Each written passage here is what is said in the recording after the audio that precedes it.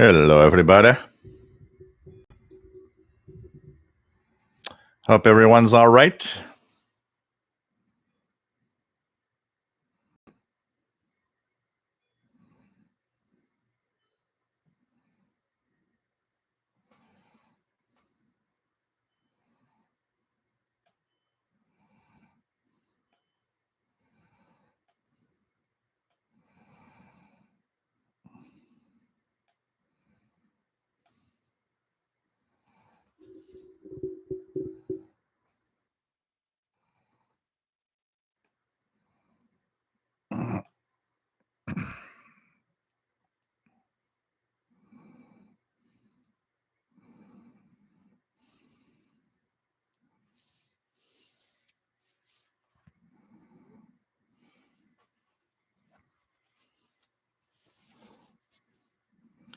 No, I'm not worried, JD Williamson. I'm serious. That's my serious look. As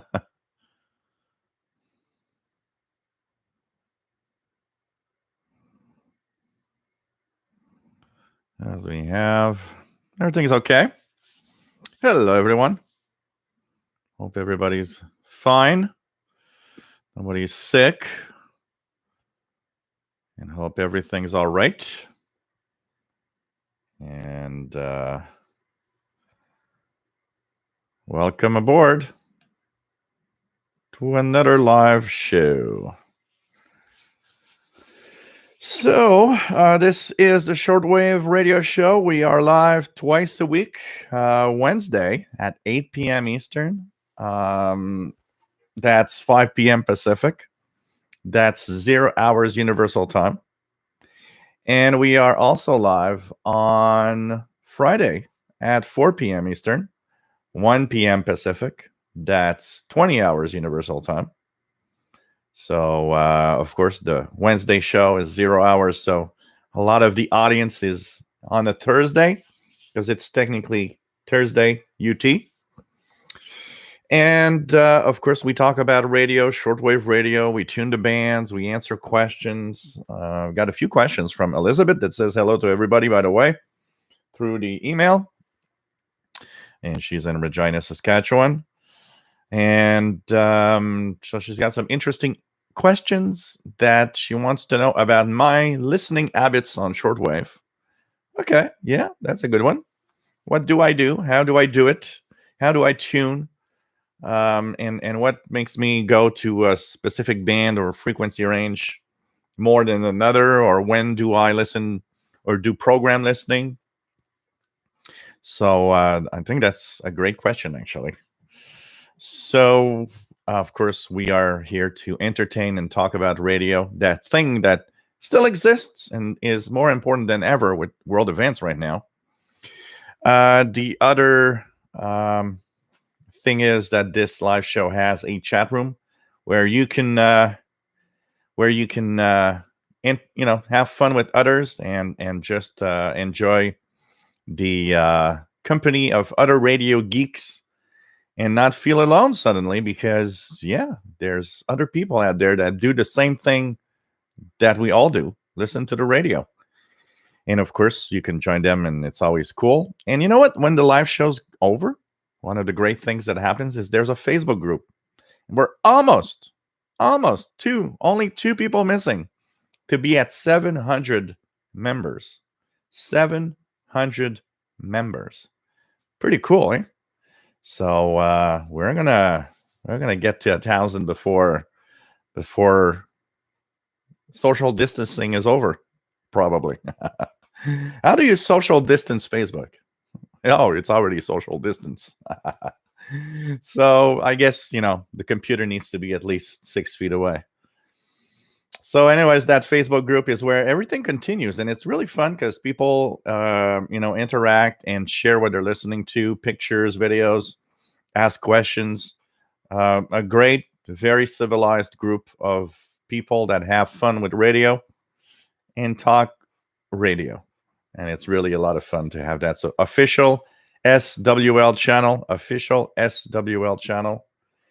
If you don't have a Facebook account and create one just to be on the group, you'll have to let me know because We don't accept people that have created a Facebook group, 30 minutes before from entering, because we don't know who you are. And I know that some of you might be authentic, great people.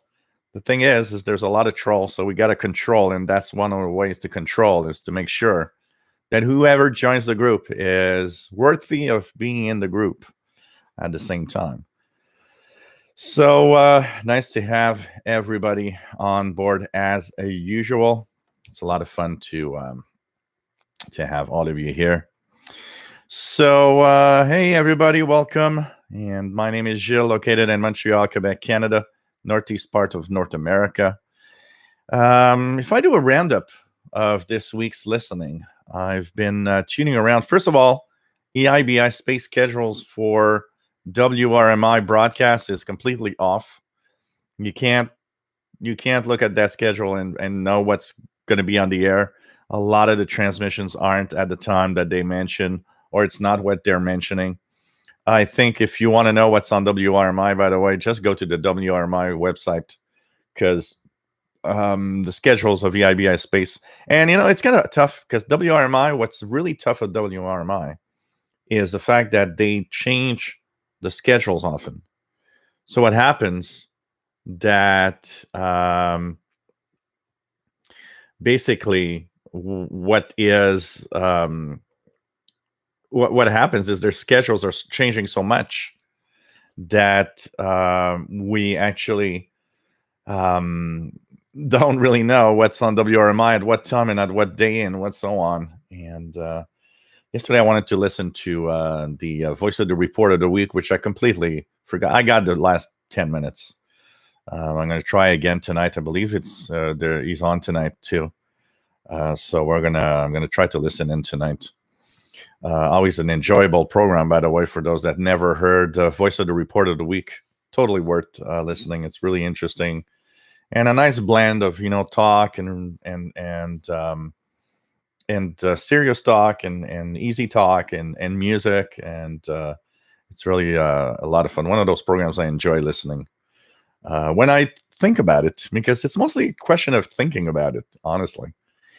So, and I thought I'd be very beautiful for you guys today with a little shirt on.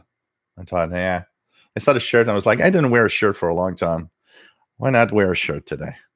And so, it's my mood, my changing mood. And no, I'm not worried. Like I was saying earlier, I'm just kind of, I don't know, in my head today. I'm in my little bubble. It's like, there are days like that when you're just like, in your day of doing things. And just before the show, well, at 1 p.m., like we do usually, me and Sheldon Harvey recorded the International Radio Report show. I edited that and sent it in. And tomorrow from CKUT actually replied back just a minute or two ago that thanks. And she's happy to have the show. So it's going to be there on Sunday morning as we continue, of course, with all of this, and hope that you enjoy. I've got my beer, of course, today, and it's the first time I try this one. So I got a six pack of Clearmore Springs Premium Lager. So, and if I read the label, because I never purchased this beer before, and I was looking at the label. So it says on the label here, our unique lager has a brilliant copper color, overtones of sweet caramel malt, and an appealing, well-balanced floral hop character. It's fine brewed using the best ingredients and our own spring water. So that's kind of interesting. And so this will be, tasting different beers. So cheers, everybody.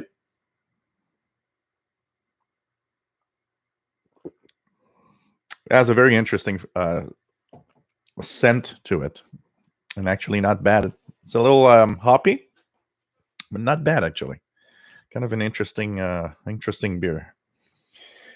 So hope everybody has been well and social distancing and not having too much problems. This week went by so fast. I just don't know where it went. Maybe my everything I had to do in the videos and stuff. I don't know. It just I noticed that I played a lot more video games this week, and I think that does help. And I've noticed actually one thing that I've started doing, because one of the things that I miss is my social life, because I am a social guy. So of course, no more bar at the on Sunday night, and sometimes restaurant with friends and stuff. So of course, for a guy like me that's always inside it and works from home, it's kind of one of those things that I miss. So what I've been doing actually is getting myself a beer and firing up a game, a video game. So I've got different things. For example, if you guys can see it, I don't know if you guys can see it, but anyways, I'll remove the joystick connections here. So I've got this Atari Flashback that has like 100 and some games on it from Atari 2600. So I've been playing with that, and now it's got more than that. It's got thousands of games because I actually hacked the operating system with a firmware update. And on my memory card here, I've got 1,000 games. So when I fire up this little baby, I now have pretty much every game that ever existed for Atari 2600. Thanks to the help of the wonderful internet. So that, and I've been playing Halo Reach on my PC, gaming PC, having a lot of fun with that. So when I get to a point where I'm kind of know that I'm getting bored and I'm gonna maybe be at the moment where I'm wondering what I'm doing in life, I fire up a game and I play games, and I put some shortwave signal. Yesterday I was listening to Radio Vanucuba for a while. I listened to Radio Slovakia, Radio Prague on the MURMI, and while I was listening to that, I was playing Halo Reach. Notice that it helps in my social, mishap. When I feel like I'm missing out, or I'm kind of, feel like I miss my social life, I fire up a game and I start playing. Notice that time flies, and it just like is cool. So I don't know. It's a different way of dealing with all of this, which is kind of nice. So. Week went by very fast this week. I'm pretty surprised, and so kind of cool. And hope that you guys enjoy the show today. So, talking of radio chat rooms and everything, Mark Cope, WA5153SWL, Dallas, Texas. Nice to have you here. JD Williamson from the Netherlands. Nice to have you on board. Chuck CP Davis. Nice to have you on. 10-11 meters booming last Tuesday. Almost every day this week. If you tuned in at a certain point, there were always a part of the day where 10 meters was open, 11 meters was open. MDK2, Matt, nice to have you here from Colorado, where the weather is warming up, but the bands are pretty cold after a run of good days. It happens, sometimes we have the bands go down a little bit. Crittenden Tuttle 4, not received the K180 WLA yet, but it's shipped. So it's going to be interesting when I get it. I can't wait. Of course, I've been thinking, what am I going to do? Because I can't have 15 loops on the balcony. There's kind of a limit at some point. So what I will do is remove my W6 LVP, and probably will be using it or installing it in the backyard, using the feed line of my sloper antenna. And here in the balcony, I'll have the MLA30 and the K180 WLA. Pretty much side by side testing out. I'm really, really going to find it interesting to test the VHF range and how well it performs on VHF, because it does go up to 180 megahertz compared to the MLA30 or W6 LVP that are made to go up to 30 megahertz pretty much. So this is going to be nice. It's going to be interesting to test out. Bobby Burgess, WA5107 SWL, Morgan City, Louisiana. Rodolfo 65 from New York City. Hope everything's all right. Jeff Williams, nice to have you here. Southwest Cornwall. Mark Rich in the UK, nice to have you here. And I hope we're all 2 meters apart from each other. I guess we're more than 2 meters. We're actually put zeros in front of it, 2,000 and 20,000 meters or whatever. 200,000 meters and so on. Liam Conlon, nice to have you here, Liam, from the Irish Republic. Roberto Rojas, ¿cómo está, mi amigo desde Morón, Argentina? Chin chin. Desde Montreal, Canada. ¿Cómo está, mi amigo? Rufus Newt from Laurentian Valley, Ontario. Nice to have you here. WOHP 1390. Interesting week. We're Cuba from Ohio. FT8 6 meters. Woohoo! That's cool. Rick, W8PRR. I still am amazed at, was it last year, the year before, when I was listening and I heard Brazil on 6 meters. I was like, what? Brazil on 50 megahertz? Rob, how are you, my friend, in Phoenix, Arizona? Brawler from Northeast Arkansas. Nice to have you here. René Charbonnier, nice to have you here from the Netherlands. Sheldon Harvey, nice to have you on board from Greenfield Park, Quebec. Kevin J. Napalo from Point Pleasant Beach, New Jersey. PLF Radio, bonjour et bienvenue. Toujours un plaisir de t'avoir parmi nous de la France.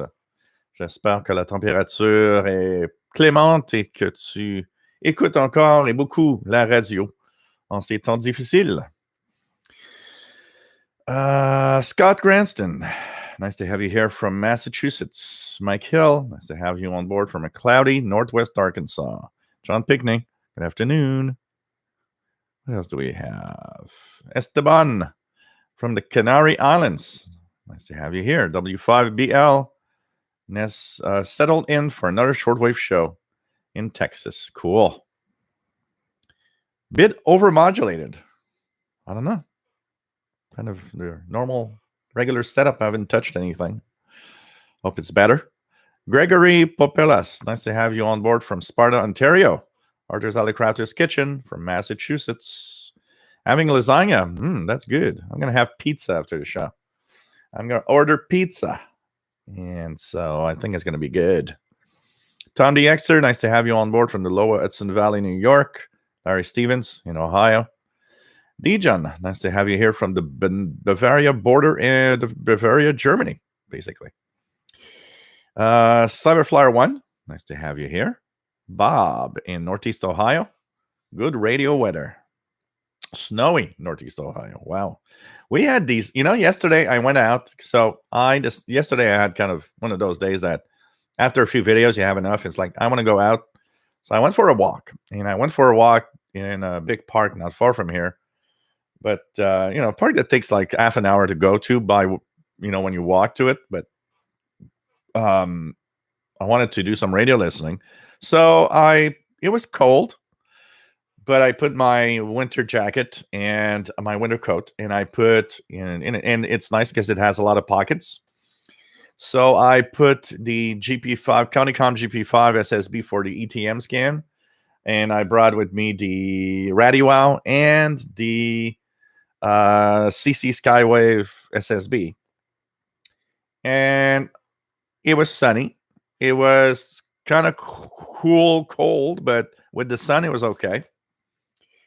Walked half an hour, and as soon as I arrived at the park, it started. There's a big cloud arrived, and it started snowing like crazy, and it was really windy. And I was in the middle of the park, and I was like, okay, and I could see there was blue sky at the end, so I was like, I'm gonna wait. I'm gonna wait for the snow to stop. It lasted maybe, I don't know, 20 minutes. Snow ends and everything, and the sun comes back, and I took out my GP5, had an ETM scan. It found like 30 stations. I could hear, it shows when you listen in through a place where there's not a lot of noise, how, it's just amazing So I was listening to the Voice of America with just a telescopic, and it was coming in really well. And I thought, but I'm gonna find a place and sit down. There are picnic tables there. I'm gonna find a place and sit down, and that we were like, I don't know, there were like two people jogging, and there was nobody there. So as soon as I got and walked to the first picnic table, another black cloud arrived, and it started snowing like crazy again. And this time it was snowing like 2 times harder than the one before for at least 20, 25 minutes, and really windy. And after 25 minutes, I just like, I had the GP5 in my pocket. I put earbuds. There was that little antenna sticking out, like, I looked like a weirdo. And I was listening to Voice of America. I was like, like this in my jacket. I was waiting for the snow to end and everything. After 10 minutes, I thought, okay, I'm going home. And I left the radio there on VOA, and I decided to do a little experiment, walk through the streets with that radio in my shirt pocket or in my jacket. And I thought, you know what, this is going to be an interesting experiment of where it's noisy and where it's not. So as long as I was in the park, far from everything, signal was clear. I could listen to the program. It was, and as soon as I started getting close to the houses and I entered one street with houses on each side, I could not even hear. I could hear a faint signal. I could not hear the program anymore. I walked through from there to here, and pretty much everywhere I walked, it was impossible to listen. So, when we talk about how noise is affecting us, well, that was a great experiment. When I came back, there was a small park that I could actually go through. So what I did is I changed streets so I could go through that little park. And as soon as I went into the park and the houses were a little further away, oops, signal came back. I was starting to be able to listen to the program again. As soon as I went to the edge of the park, getting closer to the houses, signal disappeared and noise, And it just shows you that wherever you are, because I was wondering, my question in there was, I'm going to be half an hour within streets. Could I see that there are streets that have less noise than others? Which was an interesting experiment I wanted to test with that. Well, you know what? What I pretty much noticed is as soon as you get into a street with houses on each side, everywhere is relatively the same. There were small spots where I could hear that the signal was a little stronger, but in general, wherever I was, whatever street I took, when I was on a street with houses really close, forget it. It was impossible to listen to shortwave with the telescopic antenna. So when I say to everybody, get yourself a place where you can go further away from houses, it's totally true. You have to. You really have to, because the noise is everywhere now. Everywhere. You had when I moved here, there was a mix. It was a mixed bag. There were streets where it was quiet, where you could listen. You would go around and you would see some places were noisy, some places were more were kind of okay. Now it's clearly noisy everywhere. It's crazy noisy everywhere. All the electronics, all the stuff people have, just forget it. It's noisy. And it was funny because when I came back from that park, so for those of you that know the Cirque du Soleil, the Cirque du Soleil is in that park where I go. There is where the how do you call it, the main offices for Cirque du Soleil are. And there's two big buildings with Cirque du Soleil, one on one side and one a little further on the other side. And when I came back from that park, I always cross the Cirque du Soleil. And when I went close to one of the buildings, noise level increased. Walked away from it, noise level decreased. Approached the second building, noise level increased. Then I was walking away, noise level decreased. It's crazy. You see that every building, every house seems to be creating its own hash of noise. And I mean, this is clearly, there's nowhere unless you go to a park, to the forest. I don't know, a big field somewhere where you're far away from houses. It's the only places where you get quiet conditions. As soon as you move into houses, forget it. It's noisy and it's difficult. And this, I was thinking about how, if I would have been, say I would have been somebody that doesn't know anything about radio. And of course, the reason I went there to that park was because I knew I'd have less noise. I knew that place would be quiet. Well, imagine somebody with a portable like that just doesn't understand that noise is a problem. And it's difficult to explain noise to somebody, because noise, it just sounds like static.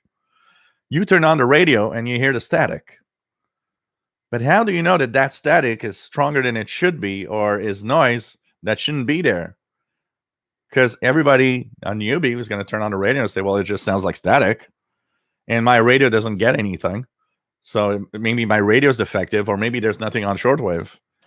When in reality, there's tons of things. It's just that, how do you explain, especially if you don't have any indication of signal?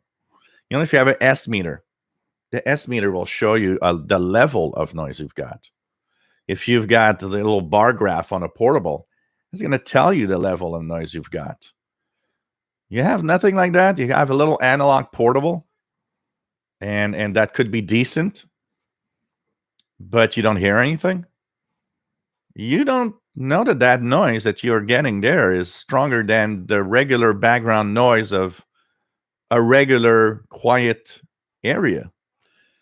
It's difficult to explain that to people. I don't know how many people here on the Facebook, not on the Facebook, but on the shortwave channel came up to me and said, I got a shortwave radio. There's nothing to listen to. I hear nothing. Or I hear only the religious broadcasters.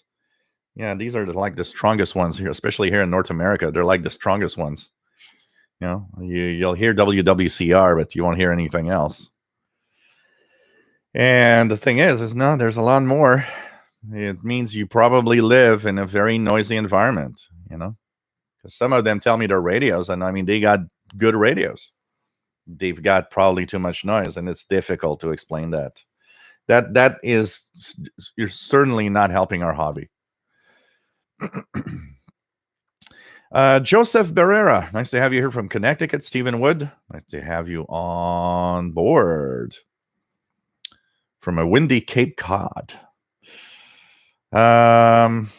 Rufus Newt says hello to Elizabeth. David, KJ4CMY from Central Georgia. Rob says hello. Everybody says hello to Elizabeth, of course. William, KC9TVN, nice to have you here. Eric Cottrell, workday is done. Woohoo! Cool. You can now enjoy and just stay relaxed. Brian Penny, nice to have you on board from Cape Cod, Massachusetts.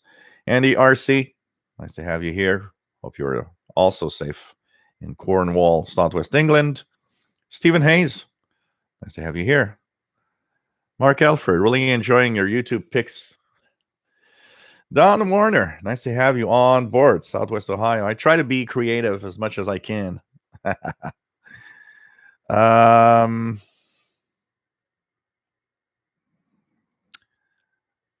What else? Let's getting ready for the show. Cool. RTF Droney, nice to have you here on, my friend Joe Rutman from Chicago. Old radio man, Northeast Tennessee. Meow meow Paul. So if you guys want to see Paul, here he is.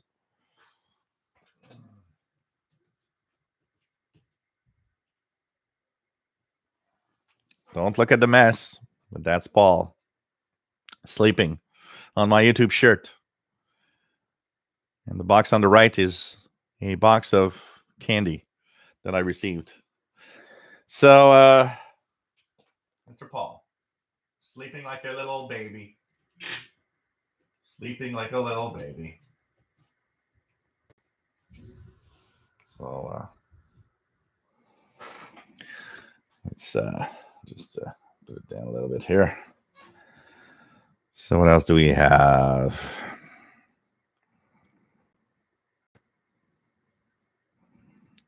David, can I join twice? We'll get 700. I'm pretty sure we're going to get 700, even maybe during this show. Almost every time I mention the Facebook group on the show, we get at least 5 or 6 requests. So we should get it while we're on this show. Gaetan Belil, nice to have you here, my friend. Started listening this winter. As the leaves will soon grow, I like to know if this prevents reception of the waves. This in order to know where I could place my antennas definitively. Technically, no. Trees don't really do much blocking or anything. Even though technically, maybe there could be some possibility of. I've never, I've DX'd with trees with in the middle of the forest. It's it's okay. So actually, as a shortwave listener, I love having trees around because it gives you ideas of where you could put antennas in wires. Kamagzi 1976. Social distancing on Facebook is called hitting the block button. Unfriend. Block. Oh, man. Jerry Markkanen. Nice to have you here from Finland. Pretty cool. So like I said, the K80, the K180 is shipped. So eventually I'll have something. Friend of Crows from Columbus, Ohio. Nice to have you here. Keegan in Northwest Arkansas. Nice to have you on board. Dijon, voice of the report of the week, has a broadcast to Europe on WRMI now. Thursday, 13 UTC, 15770. Oh, cool. I should try that. Thursday at 13. It's 9 a.m., pretty much the time I get up. I should listen to that. What else do we have? Stephen Wood just applied to the Facebook group. Dejan says, Voice of the Report of the Week by John is one of the best programs on shortwave. Rob, I like your shirt. Fits you well. Thank you. I haven't been wearing shirts since I pretty much work from home all the time. And I've got some really nice. And ERC, UK been give another 3 weeks at least lockdown. Wow, pretty crazy. David, video froze twice. Audio never did. Weird. So Rufus, great beer. Cheers, cheers. Cool. Stephen Wood, Sam Adams, Summer Ale. Stephen Hayes, enjoyed watching your Windows 10 channel. Thank you. Zachary Antle. Nice short in the thumbnail. Dr. Sisson, nice to have you here. Jasmine from Seattle, nice to have you here. Eric Cottrell got some Narragansett coffee milk stout the other day. Good stout from Rhode Island. Oh, wow. Looks interesting. Dr. Sisab, she'll been drinking more beer and video games. Pretty much. Jasmine says, video games do help a lot. Yeah, social games. Yeah, I could play social games online. Stuff like that. But I like, I like playing shooters and stuff like that. I like Halo Reach is beautiful on the PC, and I'm really enjoying that. And my nephew bought me a Xbox controller with the feedback. So it's kind of nice, it vibrates every time you get shot or you kill someone. What else do we have?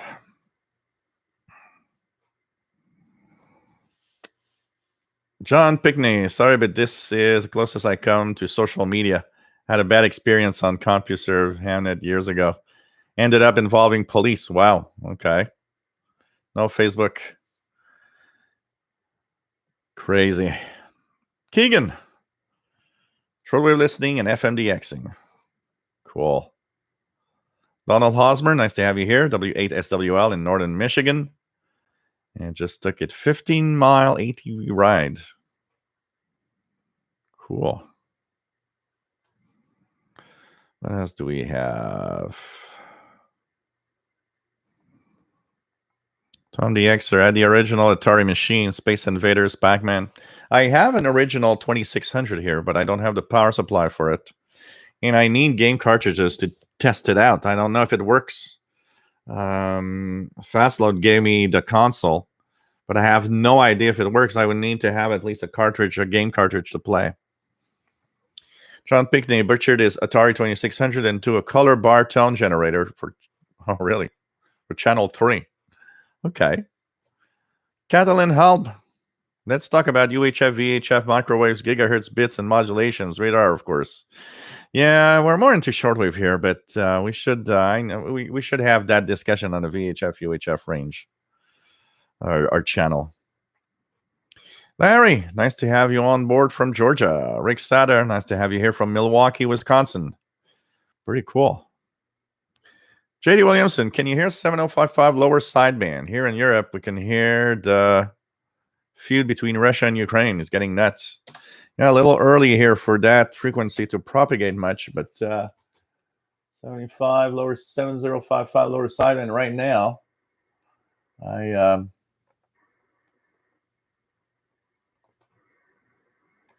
ain't really getting anything here.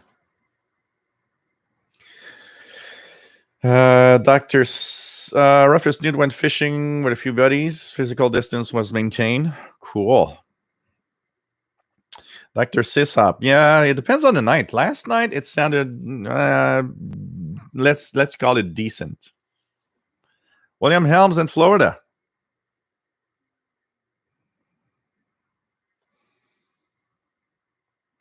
PLF Radio, I'm glad you bought the K180 at WLA Active. Yeah, can't wait to get it. I want to really going to have fun testing that.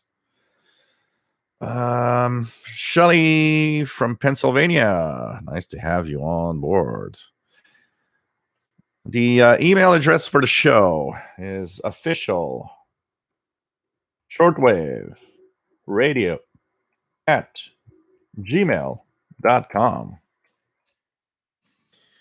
Here's Other Crafter's Kitchen. I think we need to just accept the fact that Radio of Cuba will always have distortion.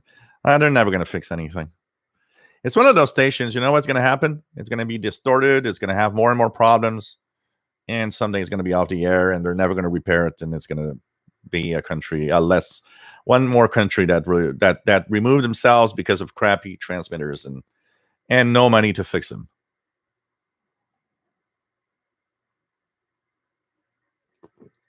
Catalin considering of upgrading his MLA 30 from 30 by 3 aluminum bar to 2 rounds of copper pipe and spiral.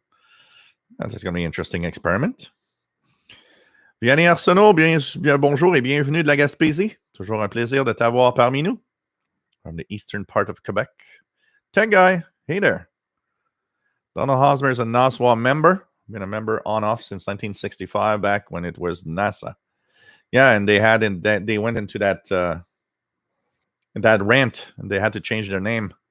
Hecadarius, nice to have you here. Arjun Wiesman, nice to have you here from Cyprus. Cool to have people from everywhere around the world. Mickey Delmage, Sherwood Park, Alberta, Canada. The ice on the lake behind the house is finally starting to rot. Cool. Summer's there slowly. Frequency tune-up. Sheldon Harvey, one more join the Facebook group. Just one member away from 700. Woohoo! We're almost there. That is nice. And the International Radar Report group finally reached 500. That also is nice. And by the way, the show is now over there. It's sent to CKUT.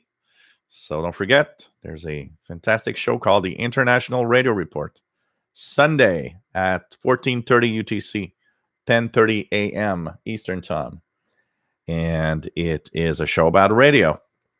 And it's a show where we talk about all sorts of things radio related. And it is 30 minutes. CQUT.ca for the streaming. It's on this local station here, CKUT 90.3 FM in Montreal. You can listen to the archived show. And there's if you listen to the show and enjoy the content, there's a Facebook group that goes with it, International Radio Report, where a lot of the news items that we don't have time to talk about, sometimes we share links to our, websites or articles or things that we talk about. It's really, really kind of a compliment, an add-on to the show if you want. So it's kind of nice. Rifleman 336, nice to have you here. And 8UCN, Alex in Southwest Ohio. Dijon, listen to Radio Taiwan International before the live stream. Always so nice if they read your emails. So much fun to interact with the stations. Absolutely. And it's always fun to have, hear your name on the air.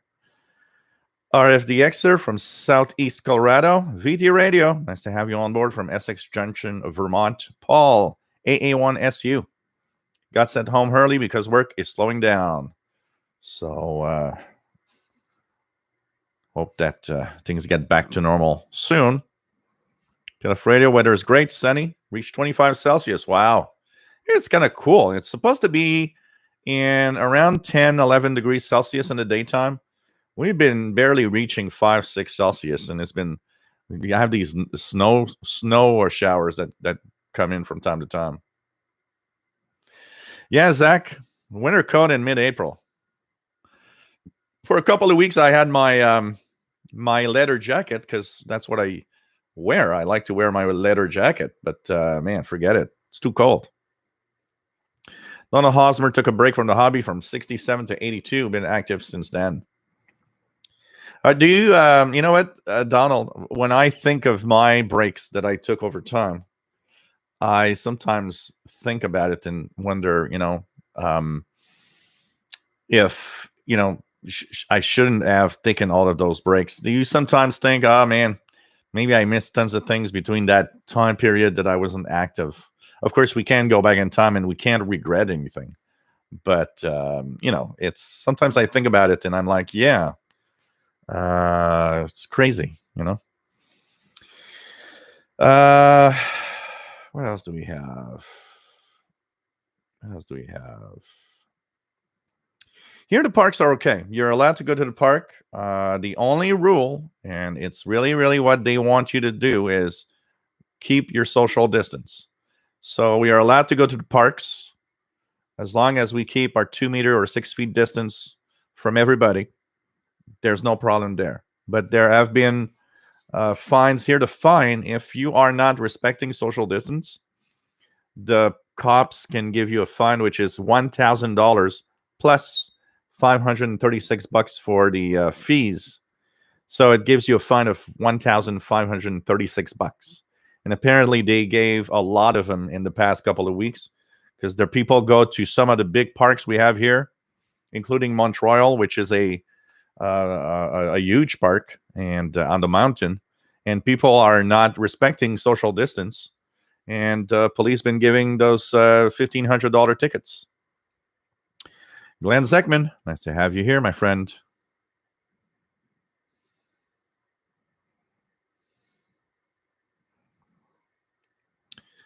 Degen been listening to Voice of America on 6195 kilohertz via Botswana lately. Good music. Yeah, they have a lot of music. Absolutely. Keegan says freeze warning in effect for Northwest Arkansas. RFDXer snowed a couple of inches last night. Wow. Crazy.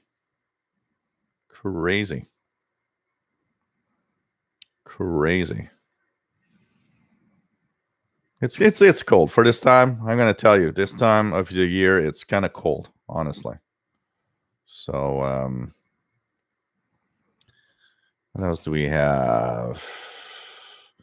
PLF Radio, listening to a bit more to hams rather than international broadcasts nowadays. The latter are talking too much about what is happening. Yeah, that is something that if you are in a mode where you don't want to hear what's happening, I agree with that. The international radio broadcasters are talking a lot about all of the events that's happening. So yeah, even though hams might be talking about it, that might be an interesting thing to kind of divert into something else. Take social distance from listening to the news. Man, what else do we have? I try to catch up. I'm 20 minutes behind, guys.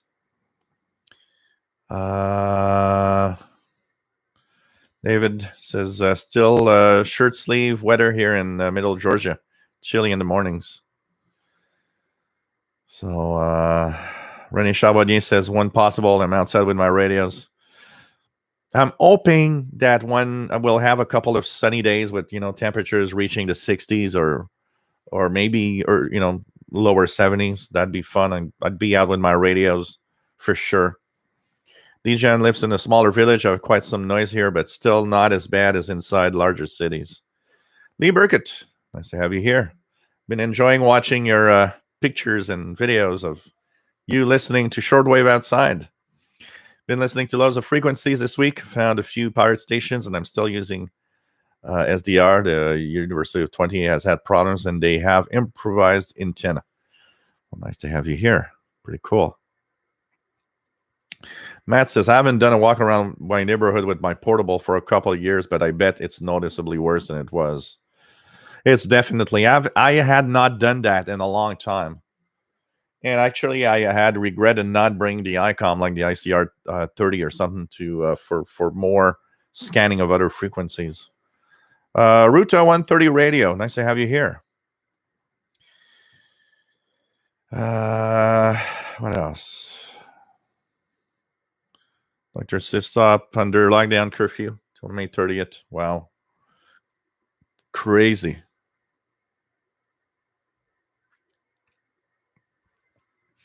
At least here, that's it. They gave us a warning on the parks here because a lot of people weren't respecting social distance. And they gave us a couple of warnings saying, look, don't have us close down the parks. I mean, I get it that people are going nuts in their homes. They want to go outside and have some good time when it's sunny. But it is, keep social distance is very important because too many people were not respecting that. Tom DXer, how do you run your antenna wires from outside into your room? My window is like slightly open. So what I've done is for this winter, because of course, one of the things you think is when it's very cold, you want to have an extremely high power bill because here it's, my heating is electricity.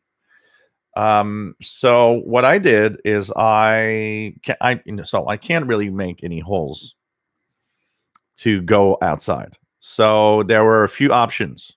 One of them was buying that, those little thin flat cables that they sell for bringing antennas through windows. The other one that I chose was I'm not gonna do that. I am going to pass the wires, the very thin ones, like the MLA30 doesn't have a very big coax. I do have a RG8 or something like that for the W6 LVP. So what I did is I passed these wires in the window of my office, and I purchased some two-sided sticking foam. So it's kind of a foam that adapts to the size of whatever you do it. So if you squeeze it, it adapts, but it's sticky on each side, so it sticks to the to each side, so to the window's frame and the window itself. So what I did is I did that. I put some on the outer window, the inner window, and I put a little more tape on some sides of the window because, of course, the windows are made that when you close, they seal up. Because they're not totally closed, they're not sealing. So where the sealing needs to be, I also put some of that foam there. So it works quite well. I've been, when it's been really cold and windy, I've been checking out the wind drifts to see if I feel cold air. A little bit, but it's manageable and it is okay. So I'm going to stay like that for now. In the summertime, anyways, I've got my air conditioning there. So I have to open up everything. So when the air conditioning is going to be there, I'm just going to, put the air conditioning in a way that the wires are next to it. And that's it. It's not going to change much. It's mostly that I was worried about the cold weather and not having, my office become too cold, or, having the heating always working because it's cold. But no, it's actually, I'm very surprised. It works really well like that. Frank Ireland, what model radio is that just to your right? That is the Ethon S350DL. Ethon S350DL. It's an analog radio with a digital frequency readout. That thing I purchased that in the 90s, I would guess. Late 90s, early 2000s, maybe. I'm trying to remember. I bought it at Radio Shack, or maybe we were already at the Source by Circuit City at the time. And so basically, I purchased it when it went on sale for like $69 or something. It's nice. It drifts a little. It's a nice little radio. I should use it more and make a few videos for sure.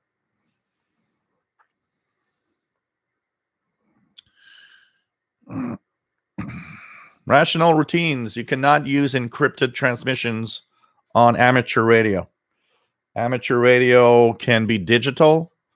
Amateur radio can be analog, but it is forbidden by the rules to encrypt any transmissions on amateur radio. And I think this is for every country around the world. No encryption allowed. Like I said, you're allowed digital modes, no encryption. Jerry DX, nice to have you here, my friend. Kathy Atkins, nice to have you here. Everybody's happy to see Paul, the king of the live stream. Oh, man.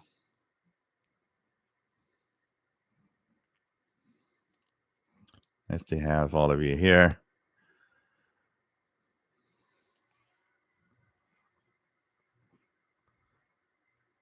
The frequency for China Radio International was transmitting rock music this week with an English broadcaster. That's weird. Maybe it was some other broadcast that you were listening to. Bob, after emailing Radio Romania International with reception report, I have been receiving emails from them with some nice program cards. They're going to send you a QSL, Bob. They are pretty good at QSLing. Hillbilly Musings, nice to have you here. David says Paul is a real host of this. I'm going to put Paul on and I'm going to leave. Maybe that's what you guys want. Yeah, that's true. I mean, for shortwave, long wave, medium wave, trees don't affect much, but it is true that the higher the frequency will be. So if you do VHF and mostly UHF stuff, the signals start to be blocked by trees. That's true. William Moser, nice to have you on board. Penniless Plantation, nice to have you here. Return 130 Radio, nice to have you here. From Spain, cool. What else do we have? Luca Krob, nice to have you here from Germany. Cool.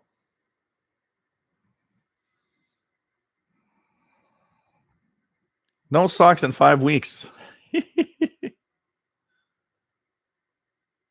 When did YouTube decide to remove the button to go to a user's channel? What button? I haven't seen much difference in the interface in itself. You should normally be able to do so. Neil Thumes, nice to have you here, Neil. M0CJM in the UK. 40 meters alive here, making contacts. Cool. That is cool. My browser today received 20 feet USB cable with chokes for RSPDX. I am seeing if it reduces noise, as I have a little bit from my Acer Nitro 5. Interesting. I haven't tested it a lot with my Acer Nitro 5. Actually, I've tested it, But with my cable, I should be testing it with my Acer Nitro 5 with without chokes to see how noisy it gets. That's an interesting thing. Teresa Anderson, nice to have you here. Got a Bearcat Spotcat Twin Turbo SC scanner, like your channel. Oh, the Bearcat.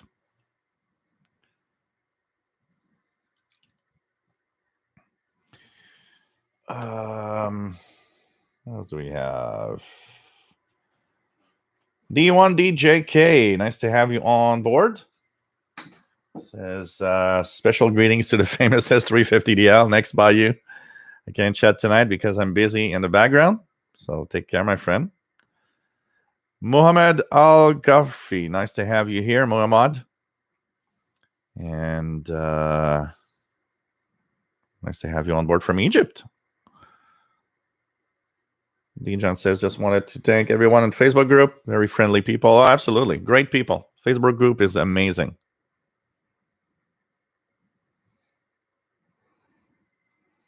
Take care, Luca Krab. Christian Ferland, salut. Nice to have you here. Toujours un plaisir. Rufus, my first real computer was an Atari ST 1040 SD. Got one here behind my chair. It's a 1040 ST right there in the back. I don't know if you guys can see it below that frame here. Here is a 1040 ST. This is a 1040 ST. It works. I've got several discs like these with games on them.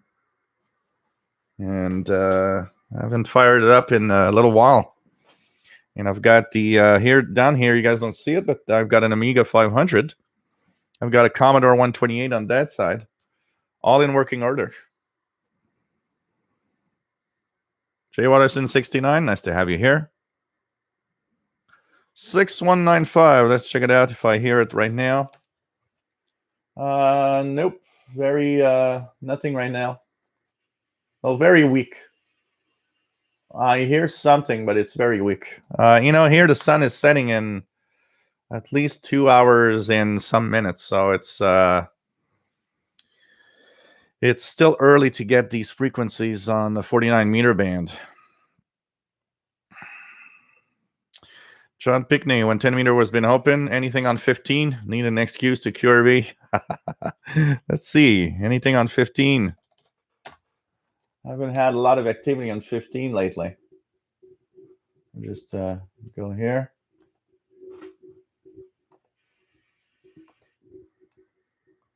Well, apart from some noise, not seeing much activity.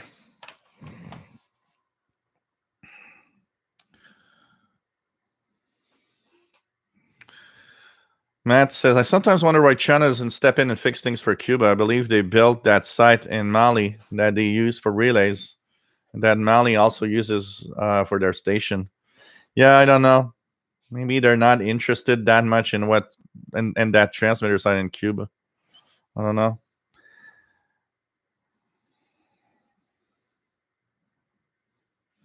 William Moser, other than radio stuff, what other stuff do you watch on YouTube? A lot of stuff. There's the 25 list that I kind of like. There's a lot of stuff that I kind of, it gets into my I would guess my young age minded, the FBE group stuff like try not to laugh challenges or whatever. So I kind of like those. A lot of electronic stuff. I like to go to the guys that fix stuff. Lots of science stuff that I like also. Really a lot of stuff there.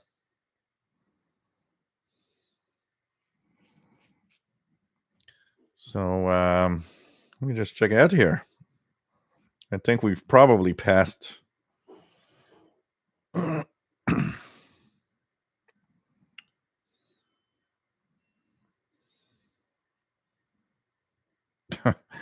Um, so we've got 701 members. So this is kind of cool. Welcome aboard, guys. 701 members. This is cool. This is really cool. Wow. And counting.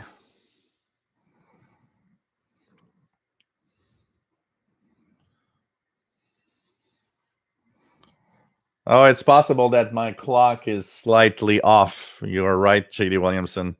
Maybe you are watching from the future. Ham Radio Crash Course. Nice to have you here. Artist Ali Crafters says, by the way, I'm 18 minutes behind in the chat. Trying to catch up. Occasional break from the hobby is a good thing. Vinyl and my stereo gear give me a break. A great break. Like you say, when we take a break from the hobby, it is true that when you come back, it feels refreshed and interesting. I'm not talking that it's such of a problem to have taken a break or anything negative about taking a break from the hobby. I'm more in the idea that taking a break from the hobby, more of the regret of things that you might have missed that existed in that time frame. And especially when you've been off the hobby for many years. I'm not talking about, you're not listening for 6 months. But if you've not been listening or not active in a hobby for, 10 years, on that 10 years, there was a lot of stuff happening there,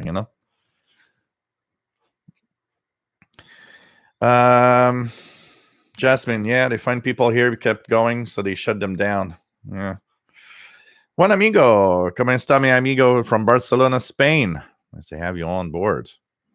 John Pigney, Mount Royal is a great transmitter site. Shortest candelabra I've ever seen. Yes, it is. And now we have two antennas there. We have that big tower from the CBC on the antenna on the mountain, but there's another one now that has a lot of FM stations also. So Eric Cottrell, curfew 9 p.m. 6 a.m. Wow, crazy. Jasmine, let's be real here. International broadcasters are like any other broadcasters. They are there mostly for news, information, entertainment. Yeah, absolutely. They talk about what's happening. That's for sure. Philip Doherty from Ireland. Nice to have on board, Philip. Eamon Cronin. Nice to have you here from West Yorkshire, England. G4TZV. Art Dodd. Nice to have you here from New Jersey, K2ADC. Irish hams known as shams. I'm listening to a sham.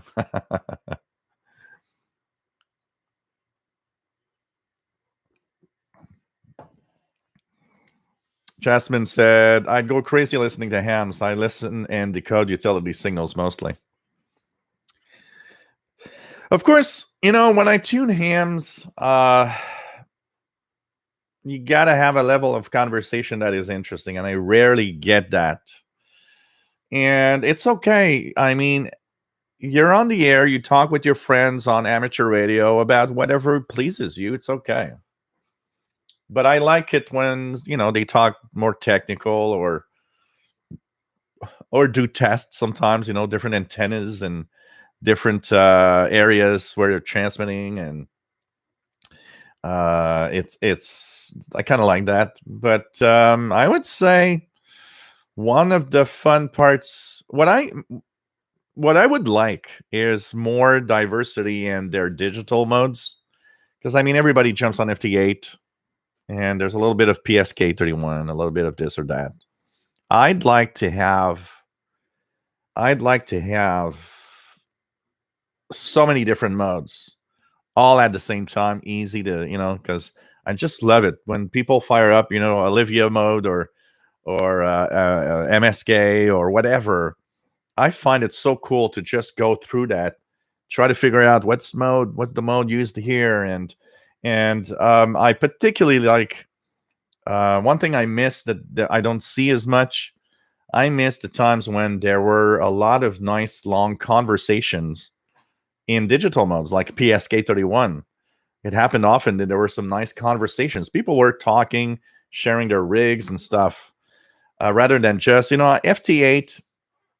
I like to go to FT8 to see the DX, but I think pretty much everybody agrees FT8 is a boring mode to listen to.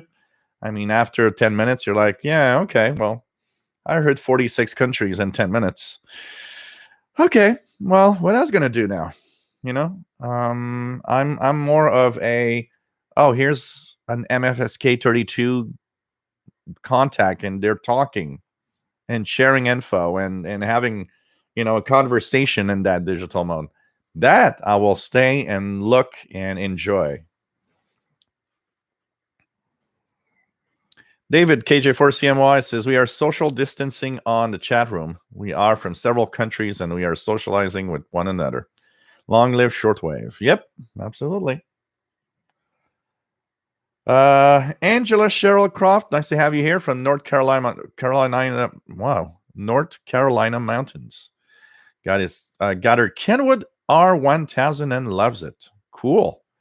It is an amazing radio. It's an amazing old rig, and it's a beautiful rig also, Angela. Cool. Mohammed says, is seriously to go out and deal with people. Everything is banned from 8 p.m., 6 a.m. Shops close on Fridays and Saturdays.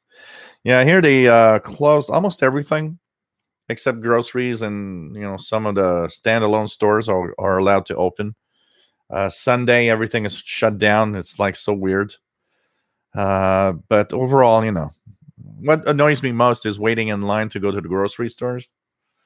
That annoys me as hell, I can tell you. Annoys me totally. So really nice to have everybody on board on the official channel. Woohoo! Really cool. What else do we have? Let's try to go down here.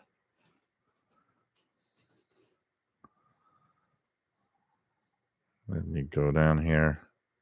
Max Edstrong from Michigan, USA. Nice to have you here.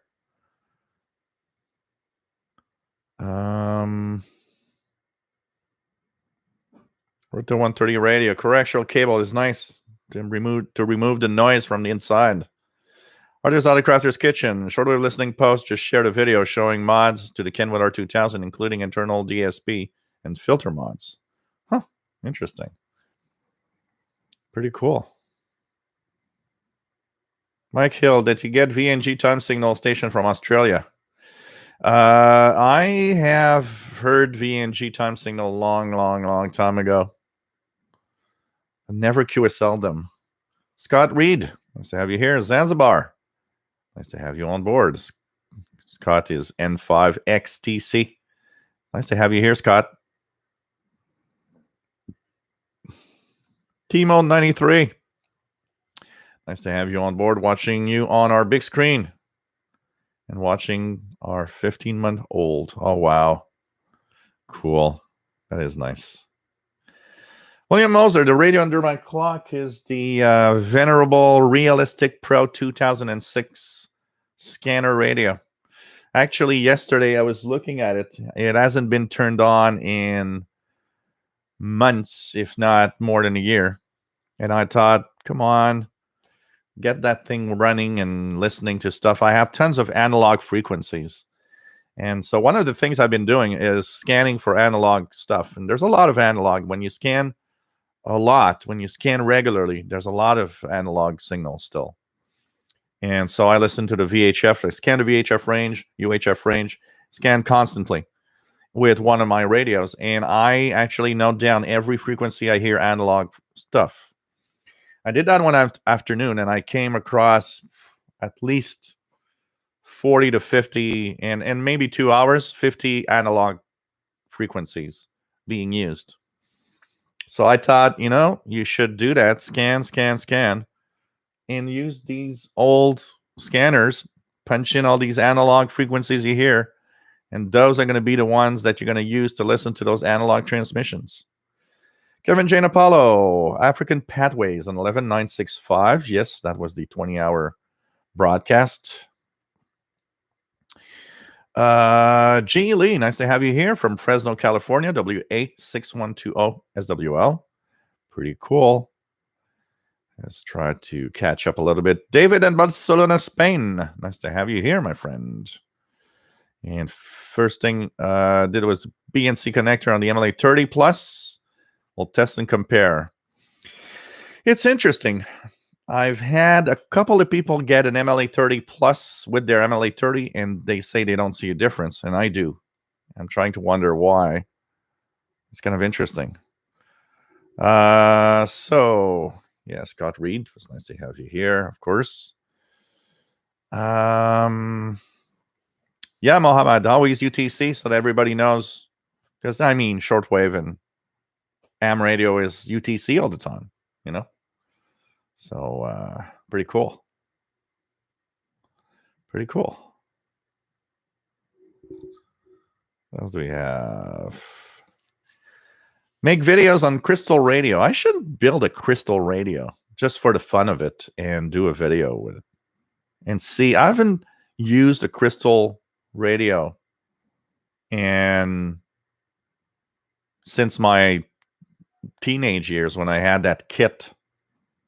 I should, they're easy to build and I probably have all the parts I need.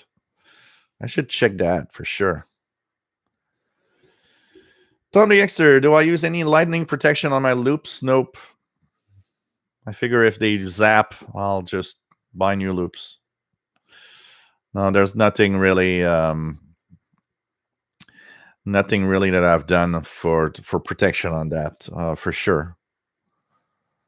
Because I figure if the loops go, the radio is going to go also. So, it's more like unplugging everything when there's thunderstorms to make sure that nothing bad happens.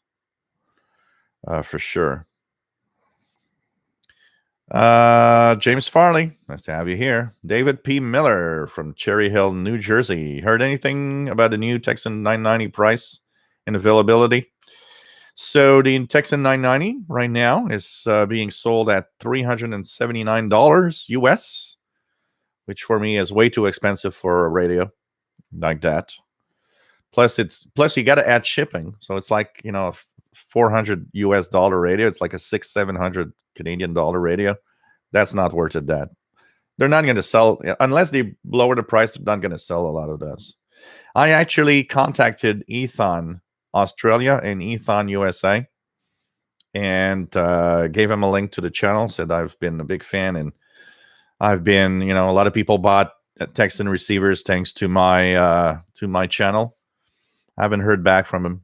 As I told him, maybe you could have you could send me a Texan 990 or have a discount so I can have it at a low price so I can review it and talk about it. They didn't come back. So, yeah. And for their Ethon E1, I know that it still says in some websites that they are, they're taking pre-orders, but most of what I've heard is that pretty much all the manufacturing of those was delayed because of COVID-19, but eventually they'll kind of planning for, all of that in the fall of this year. So hopefully. Gaetan Belil, congratulations, 701 members. Yes, thank you very much. It's nice. Nice to see that people are joining. 702 now. Really cool. Karina Hertmans, welcome aboard from Belgium. Nice to have you here. I miss Radio Vlaanderen International. John Pigney, going to pull the little switch, take a nap. Take care, my friend. See you later. What is RF in the shack? Um, a bad antenna, it could be a lot of things. Usually, when you have RF in your shack, when you're an AM radio operator, is because either there's some connections, bad connections, bad coax. Something is making the because when you transmit, all that radio frequency energy needs to go through that coax to the antenna. It has to be funneled there. But if something is not right, one of the connectors isn't good, or not tight enough, or cheap coax, or a broken coax, or something somewhere isn't right, then you'll have leaks of that radio frequency. So you got to check all your connectors, and you got to check all of your make sure that you've got good coax, that it's not broken somewhere. You might have a broken coax without even noticing it. Especially, coax, when it's bent too much, can easily actually break down. Joseph, nice to have you here from Bay Area, California. John M. Carrion, nice to have you on board. KB3H, WPE3GOC. Great way to end the week. Absolutely. Cool. Jasmine says, I agree with Jill on the diversity of digital modes. It would be cool hearing more of them in the ham bands. Absolutely. It would be cool. Absolutely. Sometimes it happens. I mean, if you listen to the ham bands, like I remember tuning 20 meters from 14060 to 14100 for a few hours one afternoon, and noticed that there are people using Olivia and MFK and PSK, and I even heard that Hal Schreiber thing once. And I remember thinking it was so cool to go through. And what was even more challenging is some of them you're not totally sure, because a lot of them sound the same. So it's like, is this Olivia 16500? Or is that MFSK? Or what is that exactly? And you end up doing a little bit of like detective work, going through different modes, and it's tricky sometimes, because some of the modes you got to let it decode for a few seconds before it starts giving you real text. So you got to look and wait, and and look at the size on the waterfall of the software. It's like, oh no, this is too large for that signal. What could that be? So kind of interesting. Terry Cook, nice to have you here from Western Montana, KF7BQ. Nice to have you on board, my friend.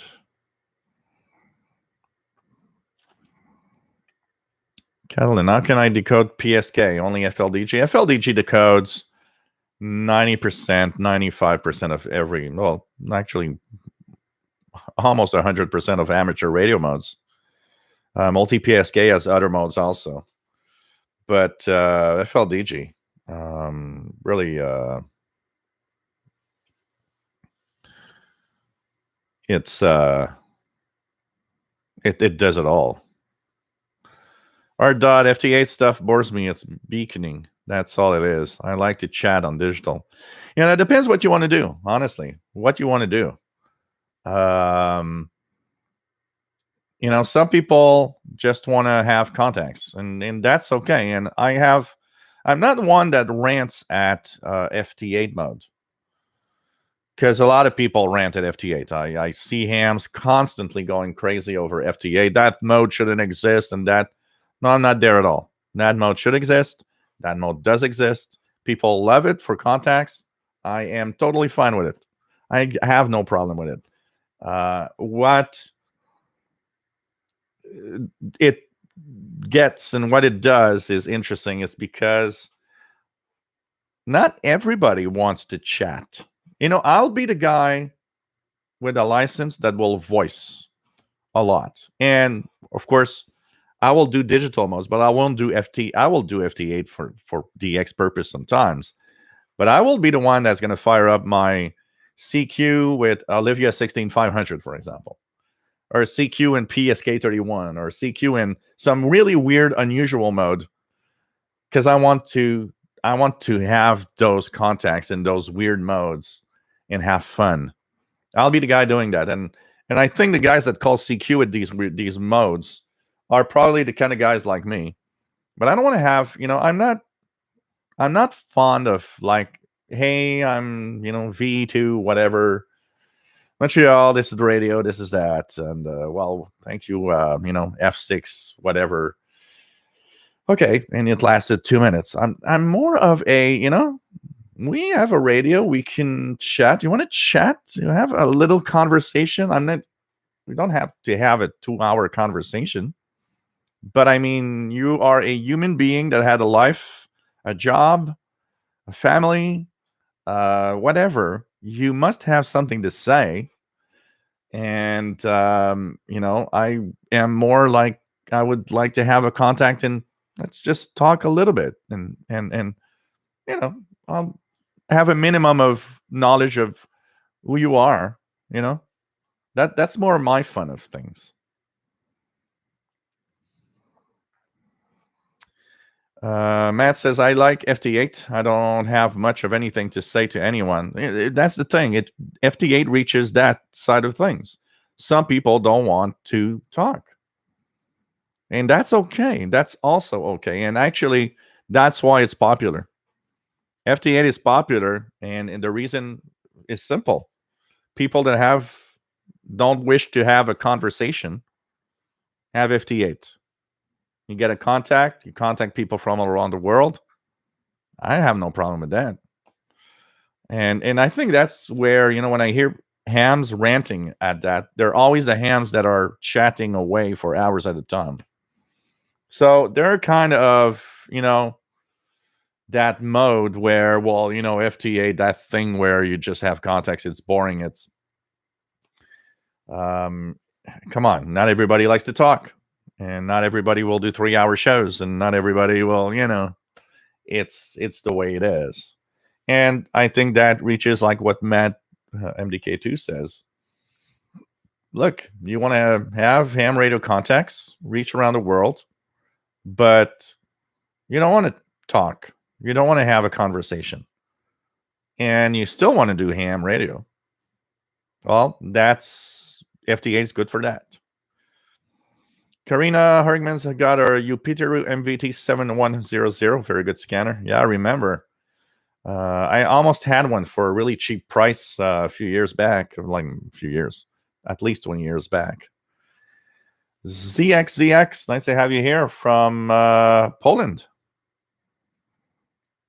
Good night, René Charbonnier. Always nice to have you here. Stay safe. What else do we have? Texas PL990, H501.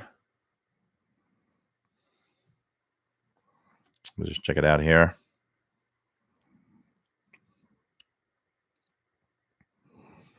$432 Canadian for the PL990.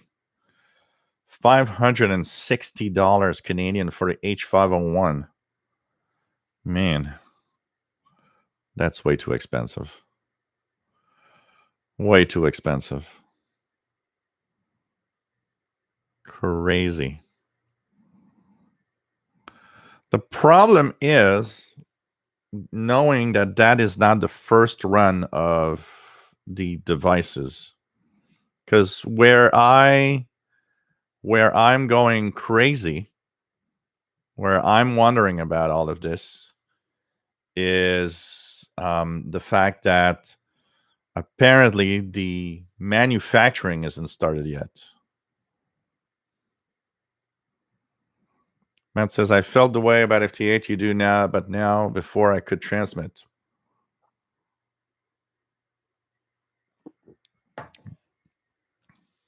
Take care, one amigo. What else do we have? Hunter Crafters Kitchen. Does your Atari console have the infamous ET game? Yeah. It's part of the 1,000 games that it's on the card, the memory card. Yes. So Kathleen, 80 meters good at night, 40 meters is better when, and 20 meters does not care about the sun. Actually, 80 meters is good at night in general, or in the wintertime, it could be good when you live in higher latitudes, north or south. In the wintertime, 80 meters is even good often during daytime, mid-afternoon. 40 meters is good in short distances pretty much all day. Bigger distance at night. 20 meters is more of a daytime band in most of the time, but it depends where you live. When you're close or higher latitudes, like here at 45 degrees north, in the summertime, it often is open 24 hours because the broadcaster, the hams, can actually use the North Pole, which is constantly in sunlight. So the band can be open almost 24 hours in the summertime. Matt says Crystal Radio kits online. Yeah, I know. I've seen a few. Maybe I should check one out. Pretty cool. Legion, did you also test the MLE30 inside? If I buy one, I'll probably have to use it inside. Yeah, I did, but here inside it is okay, but nothing more. I really need to put it outside to really have a better. There's too much noise inside here. Terry Cook, nice to have you here. Oh yeah, that's true. It's a World Amateur Radio Day tomorrow. Everybody that's a ham should be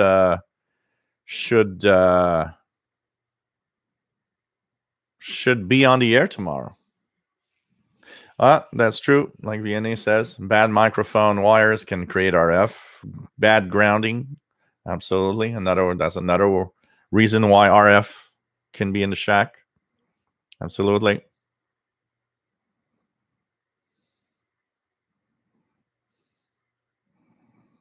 So all of that needs to be really, really good. Keep the RF inside.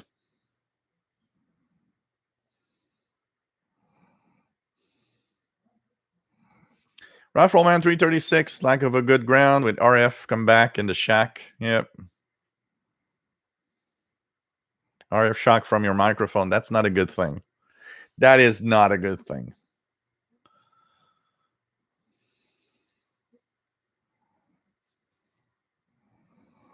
Mark Thornton, RF in the shack is also often caused by mismatched antenna. That's possible. It reflects back. Yep. Not being very well installed. Absolutely. Jasmine, the detective work and mystery of shortwave digital decoding is magical. It is. ZXZX Technisat Viola 3 radio receiver. Really good in DAB and FMDXing. Cool.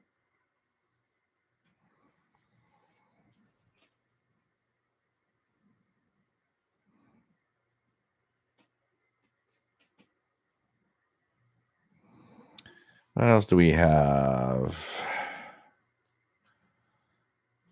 Let me just go down here. Rufus Newt says, figure out FLDG. Yeah, maybe I have a few videos of FLDG, but a full series of using it might be helping a lot of people to have it working. Matt says, I'd love to use some of these modes, but there tends not to be a lot of people. Yeah, that's the thing. There's not a lot of people there. Mickey Delmage received a VNG QSL card back in the day, and then a very nice handwritten verification. Users Consortium took the station over in the late 80s. Wow. Let's check it out. That's Dijon sent is a picture of his shack. Let me just make it a little brighter here. That's nice with the FRG7. So this is a nice little picture of his shack. That's nice. And we have Mickey with his VNG QSL card. That is also pretty nice. So VNG QSL card. Here we go. Pretty cool. It's pretty cool. Nice. There's a lot of stations that I should have QSL'd that I never did back.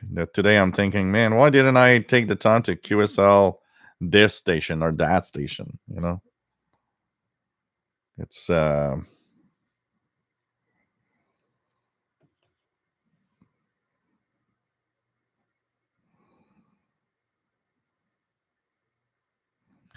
Catalan. No, FT8 and Whisper are winners of noise.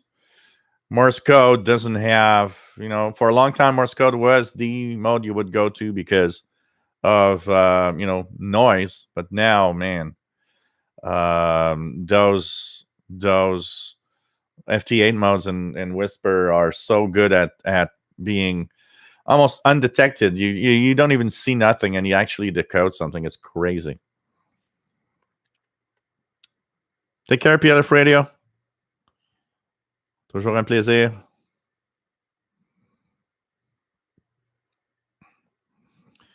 Matt says, I was excited about picking up FT8 and Whisper from Antarctica, and it was cool seeing that they copied my signals on PSK Reporter, but an actual QSO would have been awesome. That I would say what bugs me in the FT8 is is that feel of something missing. Yeah, I got a contact. Somebody saw me. But there's that missing feeling where having an actual contact, either with another digital mode or with voice, kind of makes it even more interesting. It's like really cool,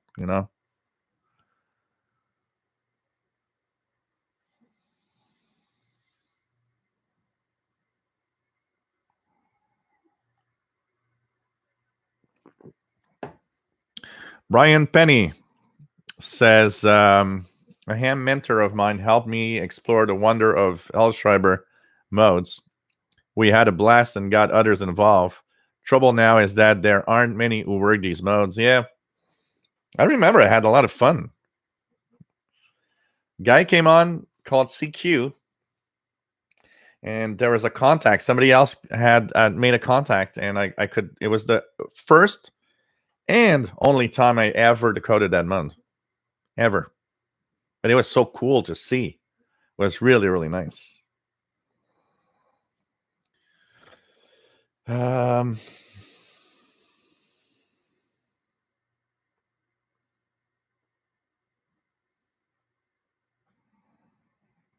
Catalin, I was thinking of building an antenna for 2 meter from a 2 meter straight copper pipe. Realize it is already 2 meters. Can I just use it as it is, or do I need a balloon or something? Well, you need to have it needs to be in equilibrium. It needs to be so that 2 meter pipe is, roughly, because it's 2 meters it's not exactly 2 meters. I'm trying to remember but somebody with good antenna background might be able to explain it better than I do. Johnny DXer, nice to have you here. W3JMC. Professor Newt wants an FRG7. We'll wait for a swap meet. Prices online are ridiculous. Oh yeah, absolutely. At a Amfest, you can easily have them at a much more decent price. Eric Cottrell, also with FT8, you can automate contacts so you do not know if the other station is off having dinner. Yeah, that's, wavelength.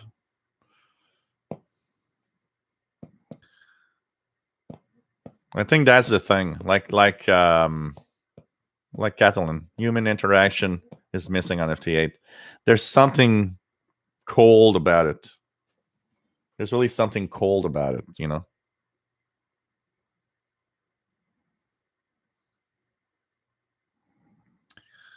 What else do we have?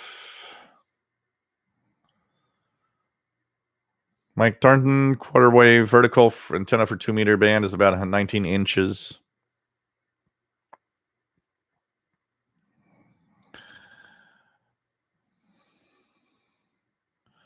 Karina, take care. 73. And you're watching the live shortwave show. Hope you enjoy what we are doing. I have a little back ache. I don't know if it's the way I slept last night, but it's kind of... Eric Cottrell, prices at some flea markets are high because people look at the eBay prices. And that's the biggest problem with radios, honestly. The people look at eBay and think that they're going to sell them at that price in a flea market or at a Hamfest. And you feel like telling them, no, that is not the way it works. That's not the way it works.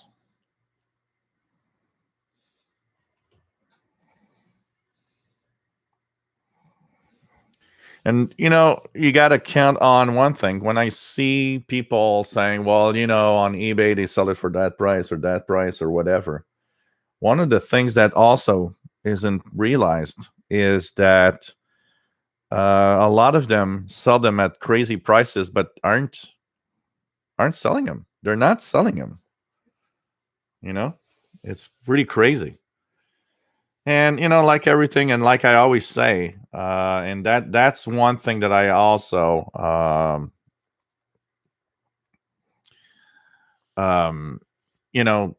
remember, and always remember, an old radio is an old radio. I mean, people put a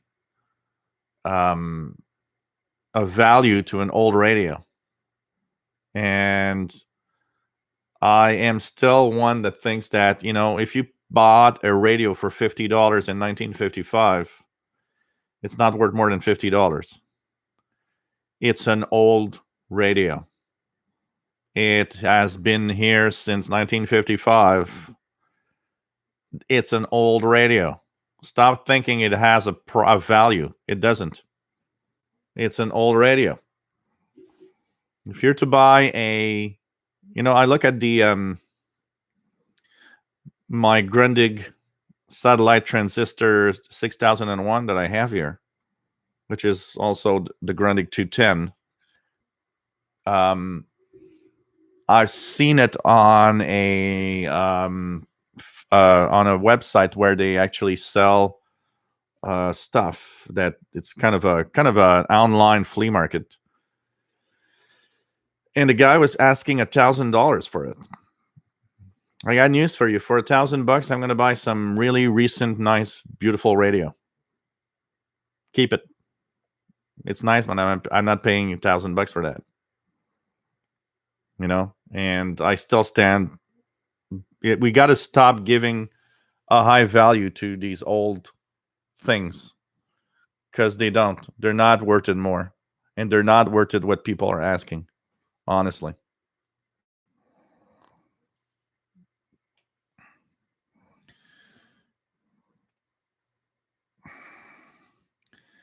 Sheldon Harvey, QSL card, VNG QSL card from 1980.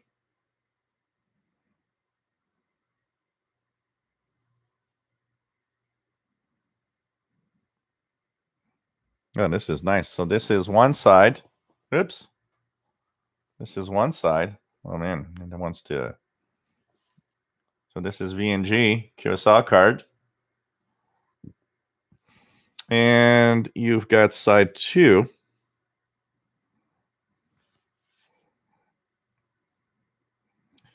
Is here.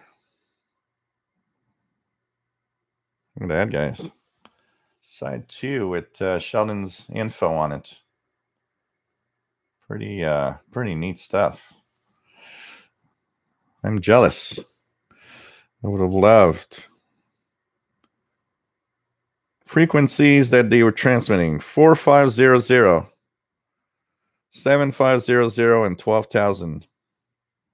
Man, weren't they transmitting on 16,000 at one point? What was on 16,000? Wasn't it a VNG at one point? I'm trying to remember.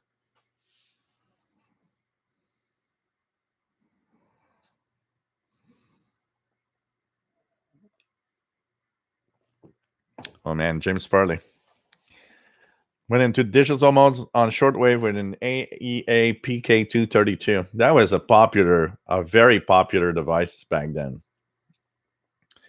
My first digital mode decoding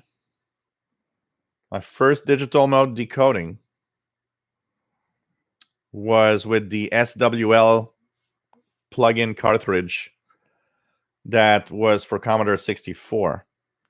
I had purchased that, man,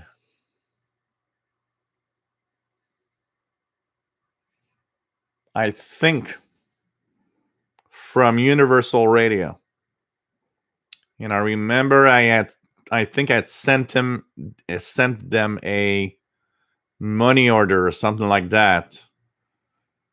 And I remember when I got the cartridge, plugged it in, and my first ever decode, I think, was a weather report. I was with my friend Jean-Pierre, the guy that we had been listening to shortwave together for a while.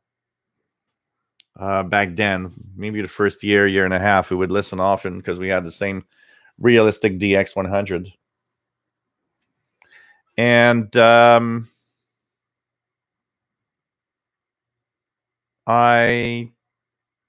we were together and we were tuning around, and I remembered so many radio teletype signals that were just garbage. And then suddenly we tuned one. I tuned it, and I started having text going through the screen. I still remember we were like jumping up and down. It was like, oh, this is so cool. Detecting some digital mode on, decoding it with a Commodore computer. This is so cool. And it was a weather broadcast. I remember, I don't know which one from where, but I remember we were amazed at the digital broadcast. And the other radio teletype that I decoded quite often was amateur radio teletype in the ham bands. And that was done on my realistic DX302 with its digital readout, because it didn't drift. It drifted a little bit, but it didn't drift enough to be much of a problem. I would never have been able to decode any radio teletype or digital modes with the realistic DX100.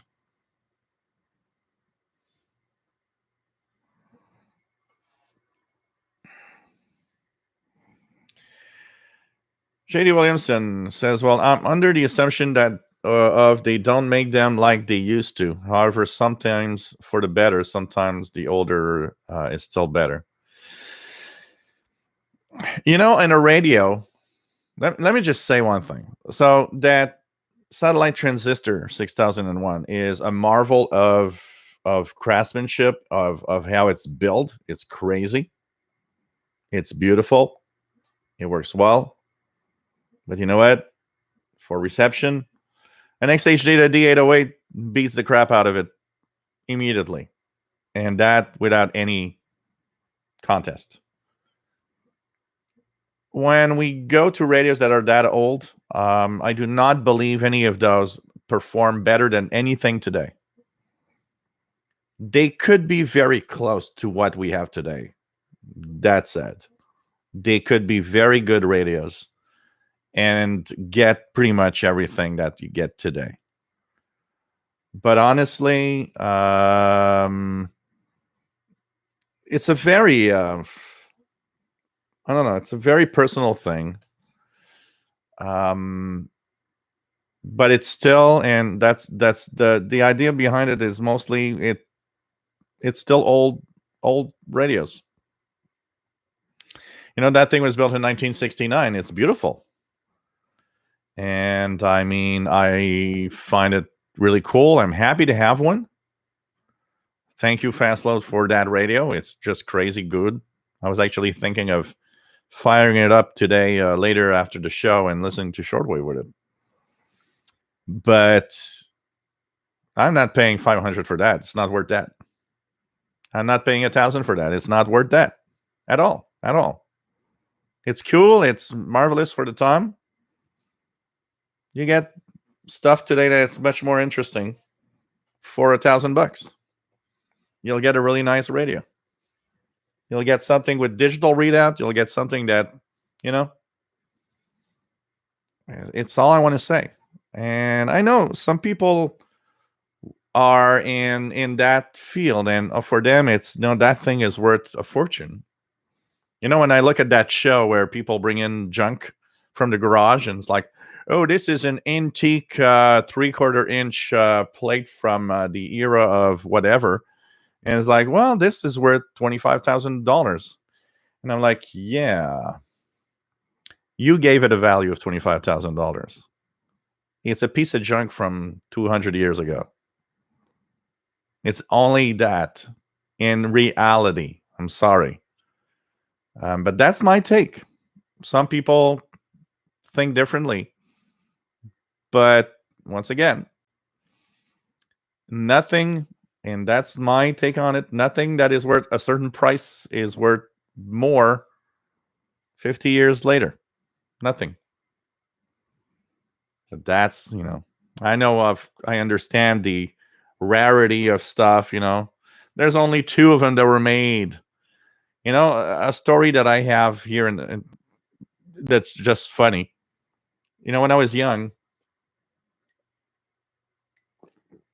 I would so we had a really big bookshelf, but they were all old books. I remember we had a Encyclopedia Britannica, but I'm talking to you of 1980 and 1981 when I was reading what's in there, but the encyclopedia was from 1965. And I was a fan, you guys know, I was a fan of astronomy and all of that. So, of course, I would go and read the astronomy stuff in there, but it's astronomy from 1965. There were a lot of missing details, But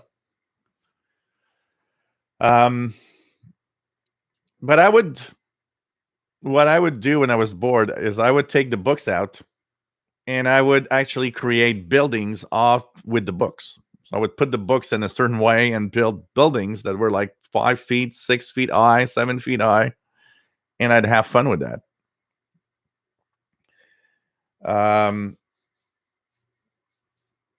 When my dad moved, I was with my brother. We were stuck, kind of taking all the stuff out of the house. And most of it we threw in the garbage. But my brother had an idea, said, hey, maybe we could go to the bookstore and see if they want to buy any of the books in the shelves and make money out of it, and we'll split the money. So I thought, oh yeah, we'll try it. But, in my head, it was like, this is old junk. We went there, and the guy looked at the books, was like, yeah, I'll give you, he had like a pile of books. And was like, I'll give you $5, I was like, wow. But then he looked at one book. And I still remember playing with that book so many times, building stuff. He looked at the book. He said, okay, I don't know where you got that. He says, I'll be very fair. This thing is worth a fortune. I'll give you $500 for it if you want. And I remember thinking, what is that old junk worth $500 to that guy? Which means if that guy is going to give us 500, it must be worth much more. And we asked him what's special about the book. And he said, that book There's only 10 of them around the world. And it was a book created by the Quebec government of the 1950s that they would give to government officials that would come here as a gift. So the guy looked at us. I said, I don't know how you guys got that. And I remember looking at the guy and says, oh, part of my family is crooked. They steal stuff all the time. So this probably got stolen somewhere over the years, you know. And we so you know, we didn't know what to do actually, because you know, I mean, I was, I don't know, 15. My brother was like 24. And we just looked at each other. It's like, you know what? Let's just take the $500 and I don't care. I'm happy. We'll have 250 each. I'm just happy. And we let it go for 500. But honestly, it was worth a lot more. But you know, that's the thing. It's some people give value to stuff.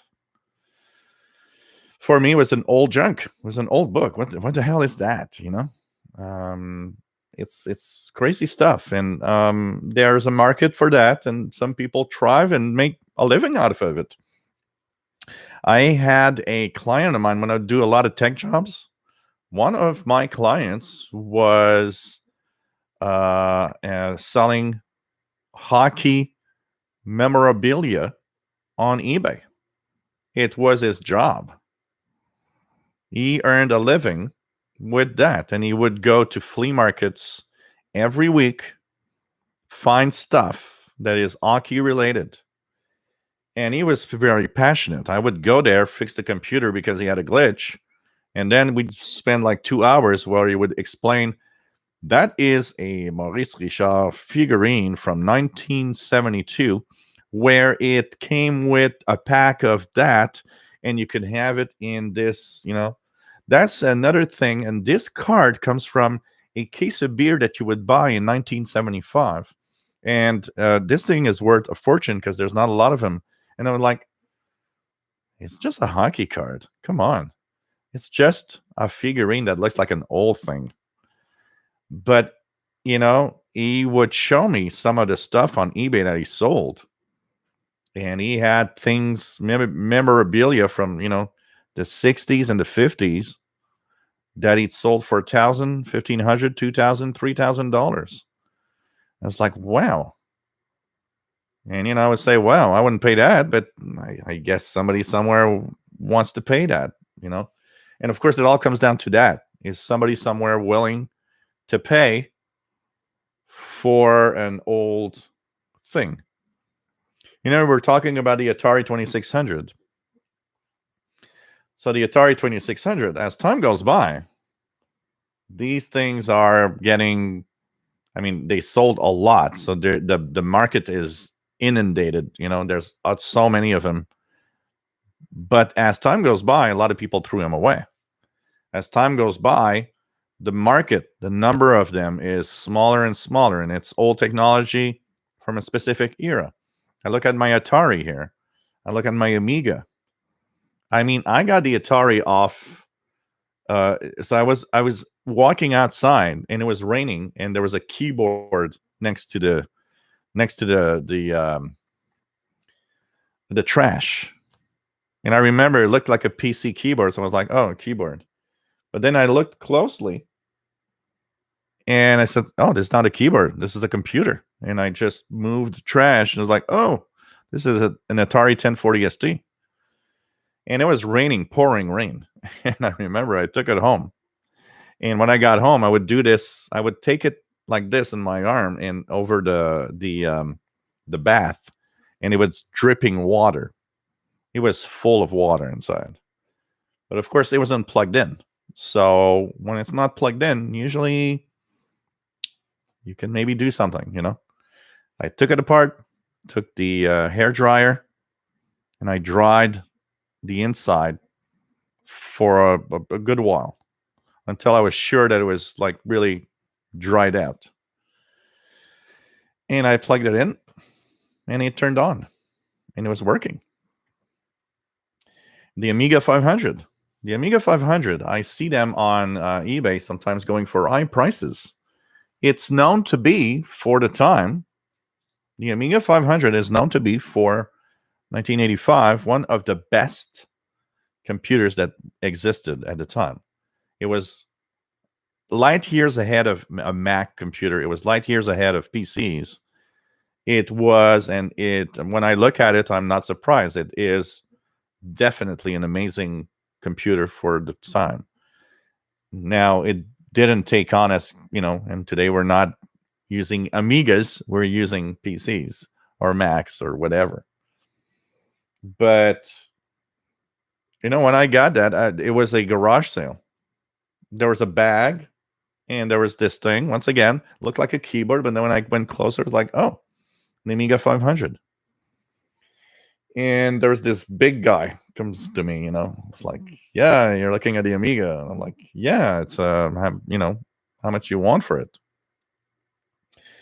He says, well, I don't know, it's like, well, there's this big bag. It shows me a bag. It has maybe 100 original games on diskette, 3.5-inch discs. It has the power supply. It has the module, because the Amiga has RGB out. It has a module for out to TV. So I'm like, wow, it's really complete. It has 2 joysticks, has tons of things. So I look at it, and the guy, in my head, is like, the guy's going to ask, like, 400 for it or something, Guy comes up to me and says, how about $20? And I'm like, okay, I'll take it. In my head, I would have paid 100. Honestly, the guy would have said 100. I was like, okay, cool, And when I when I left, he said, you bought it real fast. Was it worth more? I said, look, it's an old computer, and you got to find the right person. I'm happy at $20. It's not, in my head, it's not that it's necessarily worth much more than $20. Okay, because it's an old computer. But he looked at me and said, if I would have been higher, would have purchased it. I said, I'll be fair. If you would have said $100, I would have given you $100. But I would not have gone higher than $100. Above 100, I would say no. But so he looked at me and said, I said, look, and the guy said, anyways, I would have to bring that back at home. It's just gathering dust, so I'm happy. You're happy. You're going to use it. And I said, well, I'm going to use it. It's going to actually work, and I will be using it. So it's like, but everything has a price. It depends on who and what, it's crazy.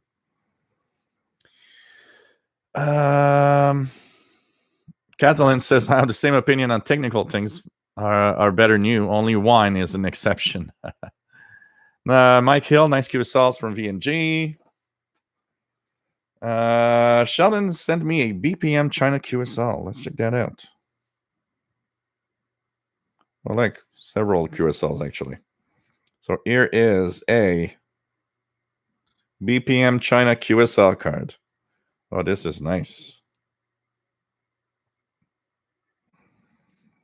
So BPM China QSL. And by the way, you can still QSL them today. I would need to try it. I mean, BPM time signal still exists, and you can still QSL them today. So this is from when? 30th of August, 1981. Wow. And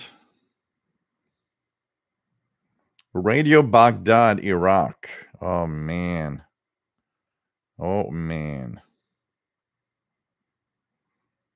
Radio Baghdad in Iraq.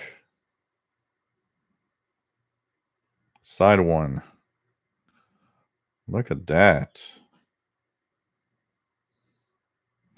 So this is the full QSL, side 1 and 2. This is nice. This is really nice QSLing. Pretty cool. All right, these are nice. These are nice QSLs. I'm scanning mine, and there's some nice stuff in there too. But I mean, you look at that, and you're like, wow. Wow. There's so many QSL cards I missed over time.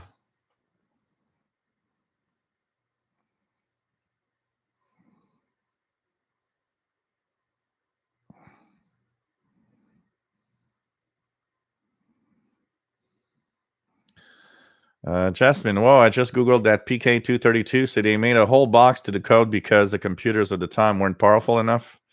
Those were standalone. That was part of the thing, Jasmine.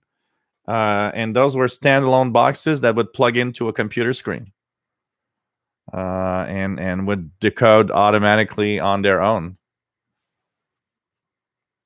Because today, back then, multitasking was not a really big thing. So back then, what happened is that you would not be able to decode and do something else while decoding. So it was either it decodes or either you're doing work. And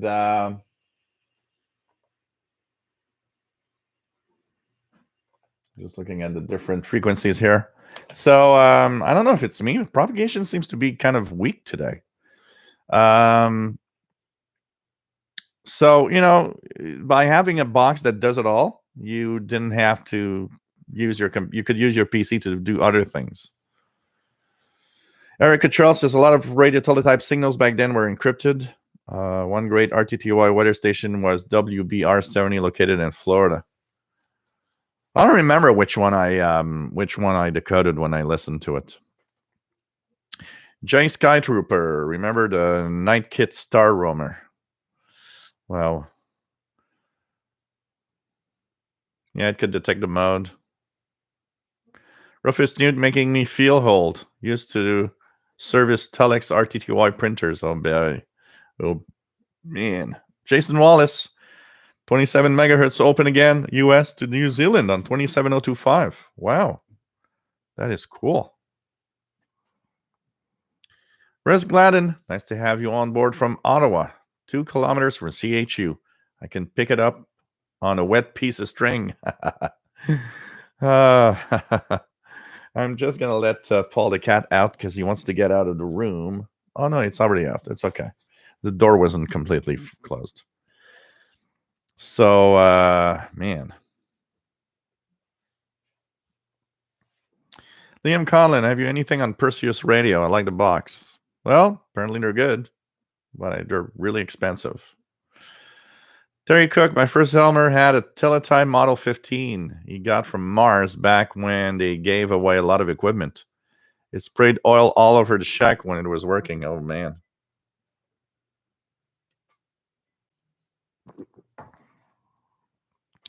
Pretty crazy. Radio Baghdad. And I'm doing my stuff. I get nostalgic looking at my QSL collection. It's crazy. Really nice QSL cars there, Sheldon. What else do we have? Lee Burkett, thanks, Joe. Great show. And I'll keep posting on Facebook page. Cool. Take care, my friend. Always nice to see your pictures and your videos of you listening to some signal out there. Really cool. Jojo, nice to have you here from Los Alamitos, California. KM6EHD. And I'm happy to be here. Kathleen, sadly, some people look at a radio today and say it's just a radio, but for us, it's different. Well, because it's our hobby. I mean, it's our hobby. I look at old radios. I mean, they have a very specific look. I mean, look at the old Alecrafters and the old receivers, tube radios that have shortwave on them. Some of them are so nice. I mean, but I can't see myself spending, $1,000 on a tube radio from 1960. For me, there's no sense in that. But it depends, Some people will pay high prices for older radios. Like for old, there's a lot of old stuff out there that for some people it's worth something.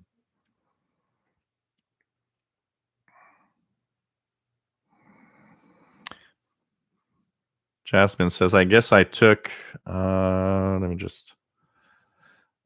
took at HF shortwave different, picking up signals and encoding them for listening to pirates. Or listening to pirates or utilities is like hacking the airwaves. Yeah, absolutely. I remember when I decoded my first signal on a Commodore computer. In my head, it was like you're decoding some form of digital stuff. It's so cool using a computer, you know? Jojo is hiring an oldie Kenwood TS 780 VHF UHF. I hope I win it on eBay for a good price. Cool. Good luck, man. Hope you get it. Joseph, yesterday I was expected to receive a new Conicom GP5 with K2T1 antenna. I noticed that I was picking up an FM station on 11480. Any thoughts why that might happen? If you are getting something there on an FM station 11480, you probably have a really strong signal. A really strong signal from an FM station that's overloading the receiver. That could happen. Receivers aren't perfect, and depending on the price and depending on the electronics behind it, sometimes it happens that there's something that can pop up and be there on a frequency that that shouldn't be. So it is possible. Sometimes I have over the years received many different types of signals that shouldn't be in a specific range, but it's because they're really, really strong. And not all radios can cope as well like others. And depending on the antenna you have on them, sometimes it happens. And yes, as Sheldon Harvey says, there would like a free sample of the CIDX Club Messenger Bulletin. Please ask. Kathleen, how can you get a QSL card? I am a shortwave listener, but how can I confirm that I received someone by email if it's published? Actually, what you do is you've got to give them details of what you are hearing. So, for example, if you're sending out for a QSL card to Radio Romania, you will give them the details of at least 15, 20 minutes of program, at least. So you will tell them, I heard this, a woman giving the news. They were talking about COVID-19. Then there was some music. Then there was a guy talking about reading listener letters and blah, blah, blah with specific times. So you'll tell them in UTC, at this time, there was a woman talking about that subject. At this time, there was a song playing. At this time, there was as many details as you can, because that's how they know you were listening in. So you give them the details of what you hear. It's a little trickier on a time signal station. I mean, I remember doing my first reception report to WWV, and it's like, what the hell am I going to say? There were time pips, and at the top of the hour, he said it's 21 hours and 33 minutes. I mean, come on. There's like not a lot of detail to give out, but, you give them details of what the signal strength was and so on, what time and what frequency also will give them an idea that you were listening for real and so on.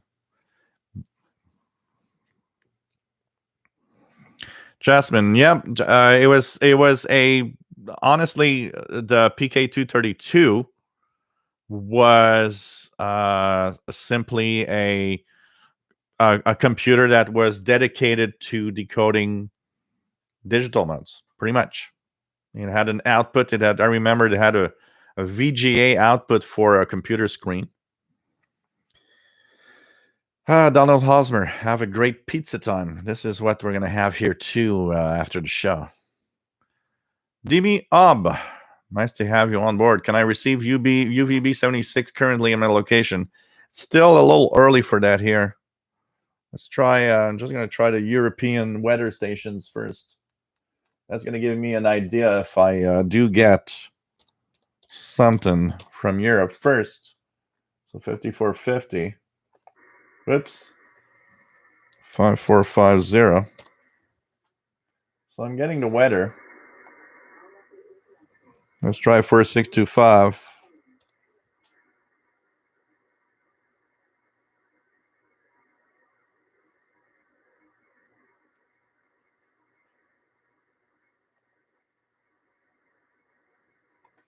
Still too early.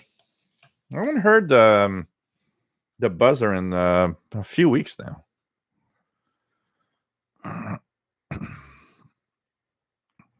The Exer says a friend of mine says he paid over 10,000 collecting QSL cards. He has a very nice collection. I mean, honestly,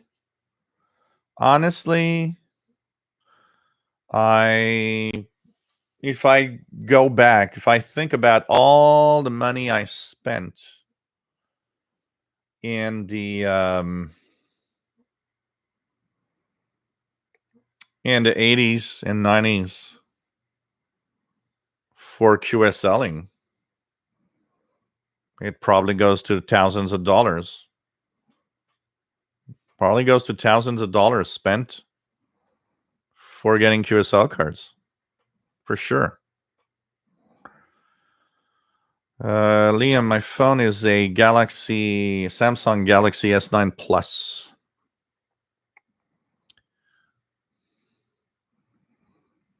Cool. Rufus Newt joined 3 years. Nice. This is cool.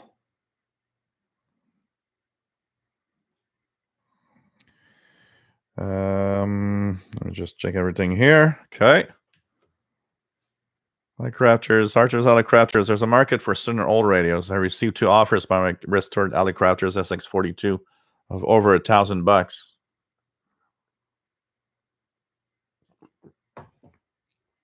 Well, that's also the other thing. I mean, even if somebody would offer me 2,000 for that old Grundig, and I would not sell it.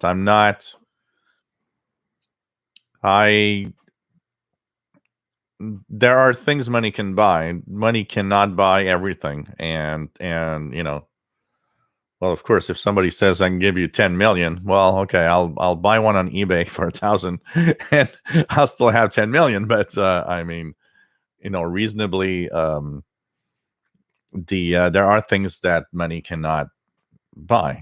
I've had offers for things over time that I have that no, I'm not selling it. There is that for sure, Jasmine. Some nostalgia.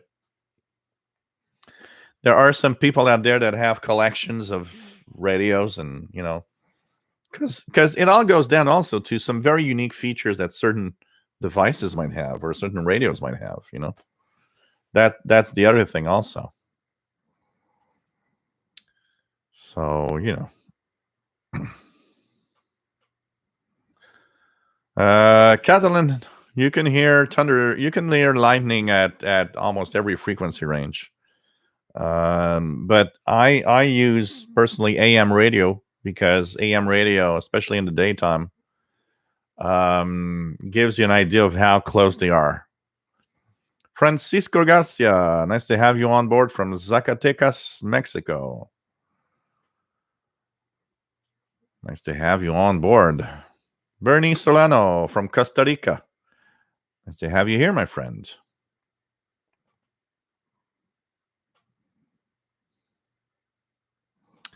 It's, I think,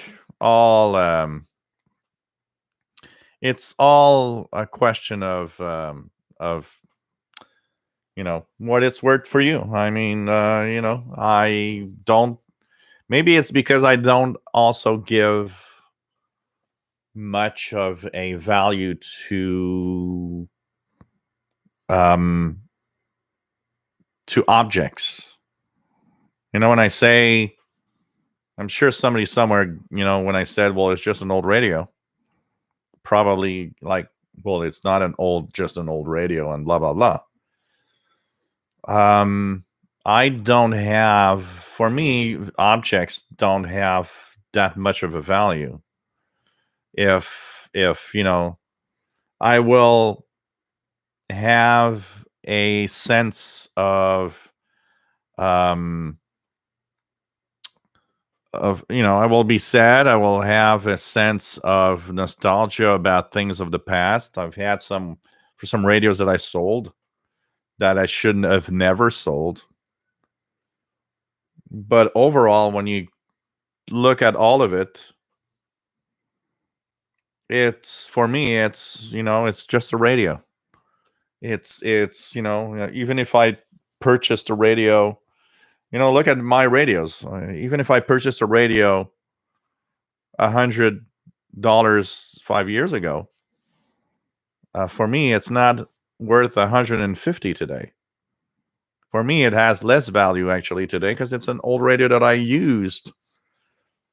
But it all depends. And of course, we have to take the fact that some receivers, like a lot of objects, some receivers are very, very unique.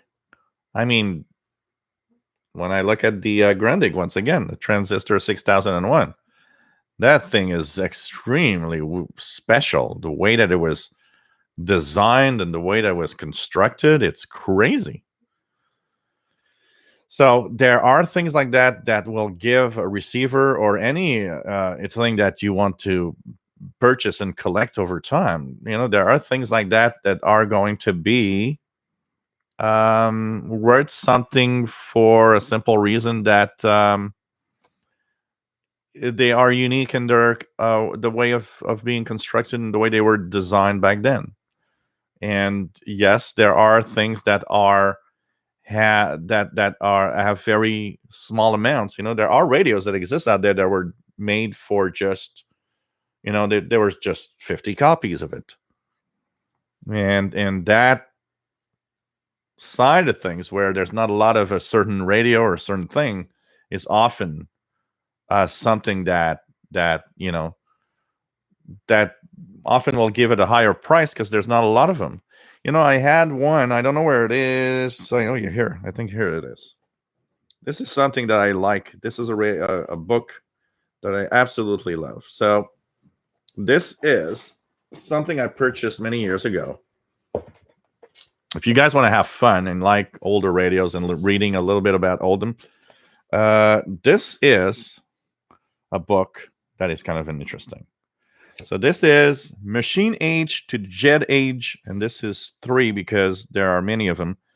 Radio Mania's Guide to Tabletop Radios, 1930 to 1962. And I would take this with me when I would go to the flea markets, because I would look in my, because this is how it is. You've got every brand of radio and all the radios and models that existed for each brand. It's crazy. And this book, what's nice is you would look at sorry guys. So you would, I would go into the flea market, look at old sorry guys. It's not COVID-19 and you can't get it through the internet. Don't worry. So, you have the radios, and it would tell you a little bit of details of each radio. But what's nice is that below it, so when you look, I don't know if you guys can see, but below it, in the description, there's a price. So it would tell them, so it would tell me, for example, here's a Lafayette E20. It's from 1940, made of wood, 5 tubes, 2 bands. And then below it, it says $25. So I would drive people nuts at the flea market because there was these people trying to sell radios at a price that's just crazy. And I would say, look, so I remember this guy selling an old tube radio from the 50s or something. And the guy was asking $150 for it. And I came up with a book and I said, so first of all, I said, I'm going to give you like, $40, and he looks at me and says, you kidding? This is vintage, blah, blah, blah. And then I showed him in the book and I said, look, that thing is worth $35. I'm actually generous at $40 or $50 or whatever, And he would look and say, well, that's not the real value. This is vintage radio stuff and blah, blah, blah. It's like, yeah, but look, there's also that reasoning. You got to be careful. There's a lot of stuff out there that isn't worth what people are asking for. That's something to know. But this is this I remember purchasing this because there was a time when I was going around and trying to find tube radios for cheap prices. And I had this book because I could tell everybody, well, so okay, here's here's the radio, and here's what it's worth according to this book. Now, there are radios in there that are worth $300, $400, $500. It all depends. There's another book that I have in PDF form, which is Radio Receiver Past and Present, which is kind of nice. That PDF that I have tells you how rare a receiver is. So it's going to tell you this is a fairly common radio. There's tons of them out there. So don't pay too much for it because it's not worth it. And at the same time, they would tell you other radios and say, hey, this is a radio that is super rare, that you have very, very few of them that are on sale. So if you see one, you might have a high price on it because there's not a lot of them. So it all depends.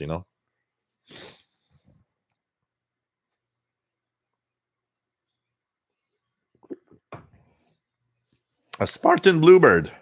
Should I see this in here? Spartan Bluebird. Philco. RS. Silvertone. Do you have Spartan in here? So here, Sonoka, Sonic, OP. Oh, Spartan. Yes. Spartan, Canada. There's a lot of Spartan radios actually in here, from what I see. I don't see a Bluebird name, but they're going on for $250, $350. Some interesting stuff in here.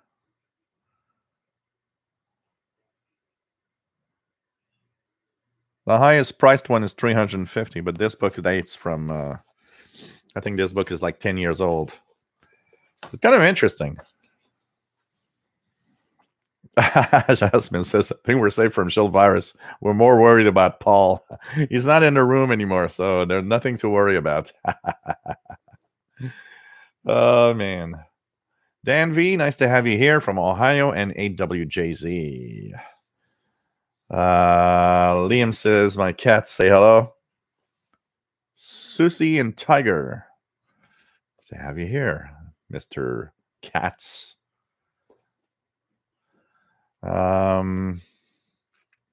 Mike Hill says, I have the radio past and present book. Very cool. It is very cool because it has also a lot of details on older radios.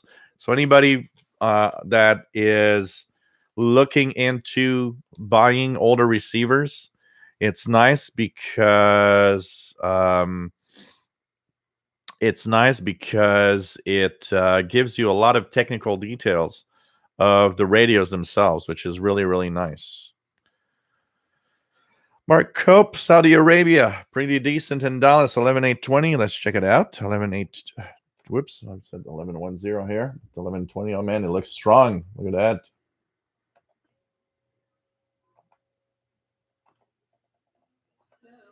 Yep, really strong with the Holy Quran.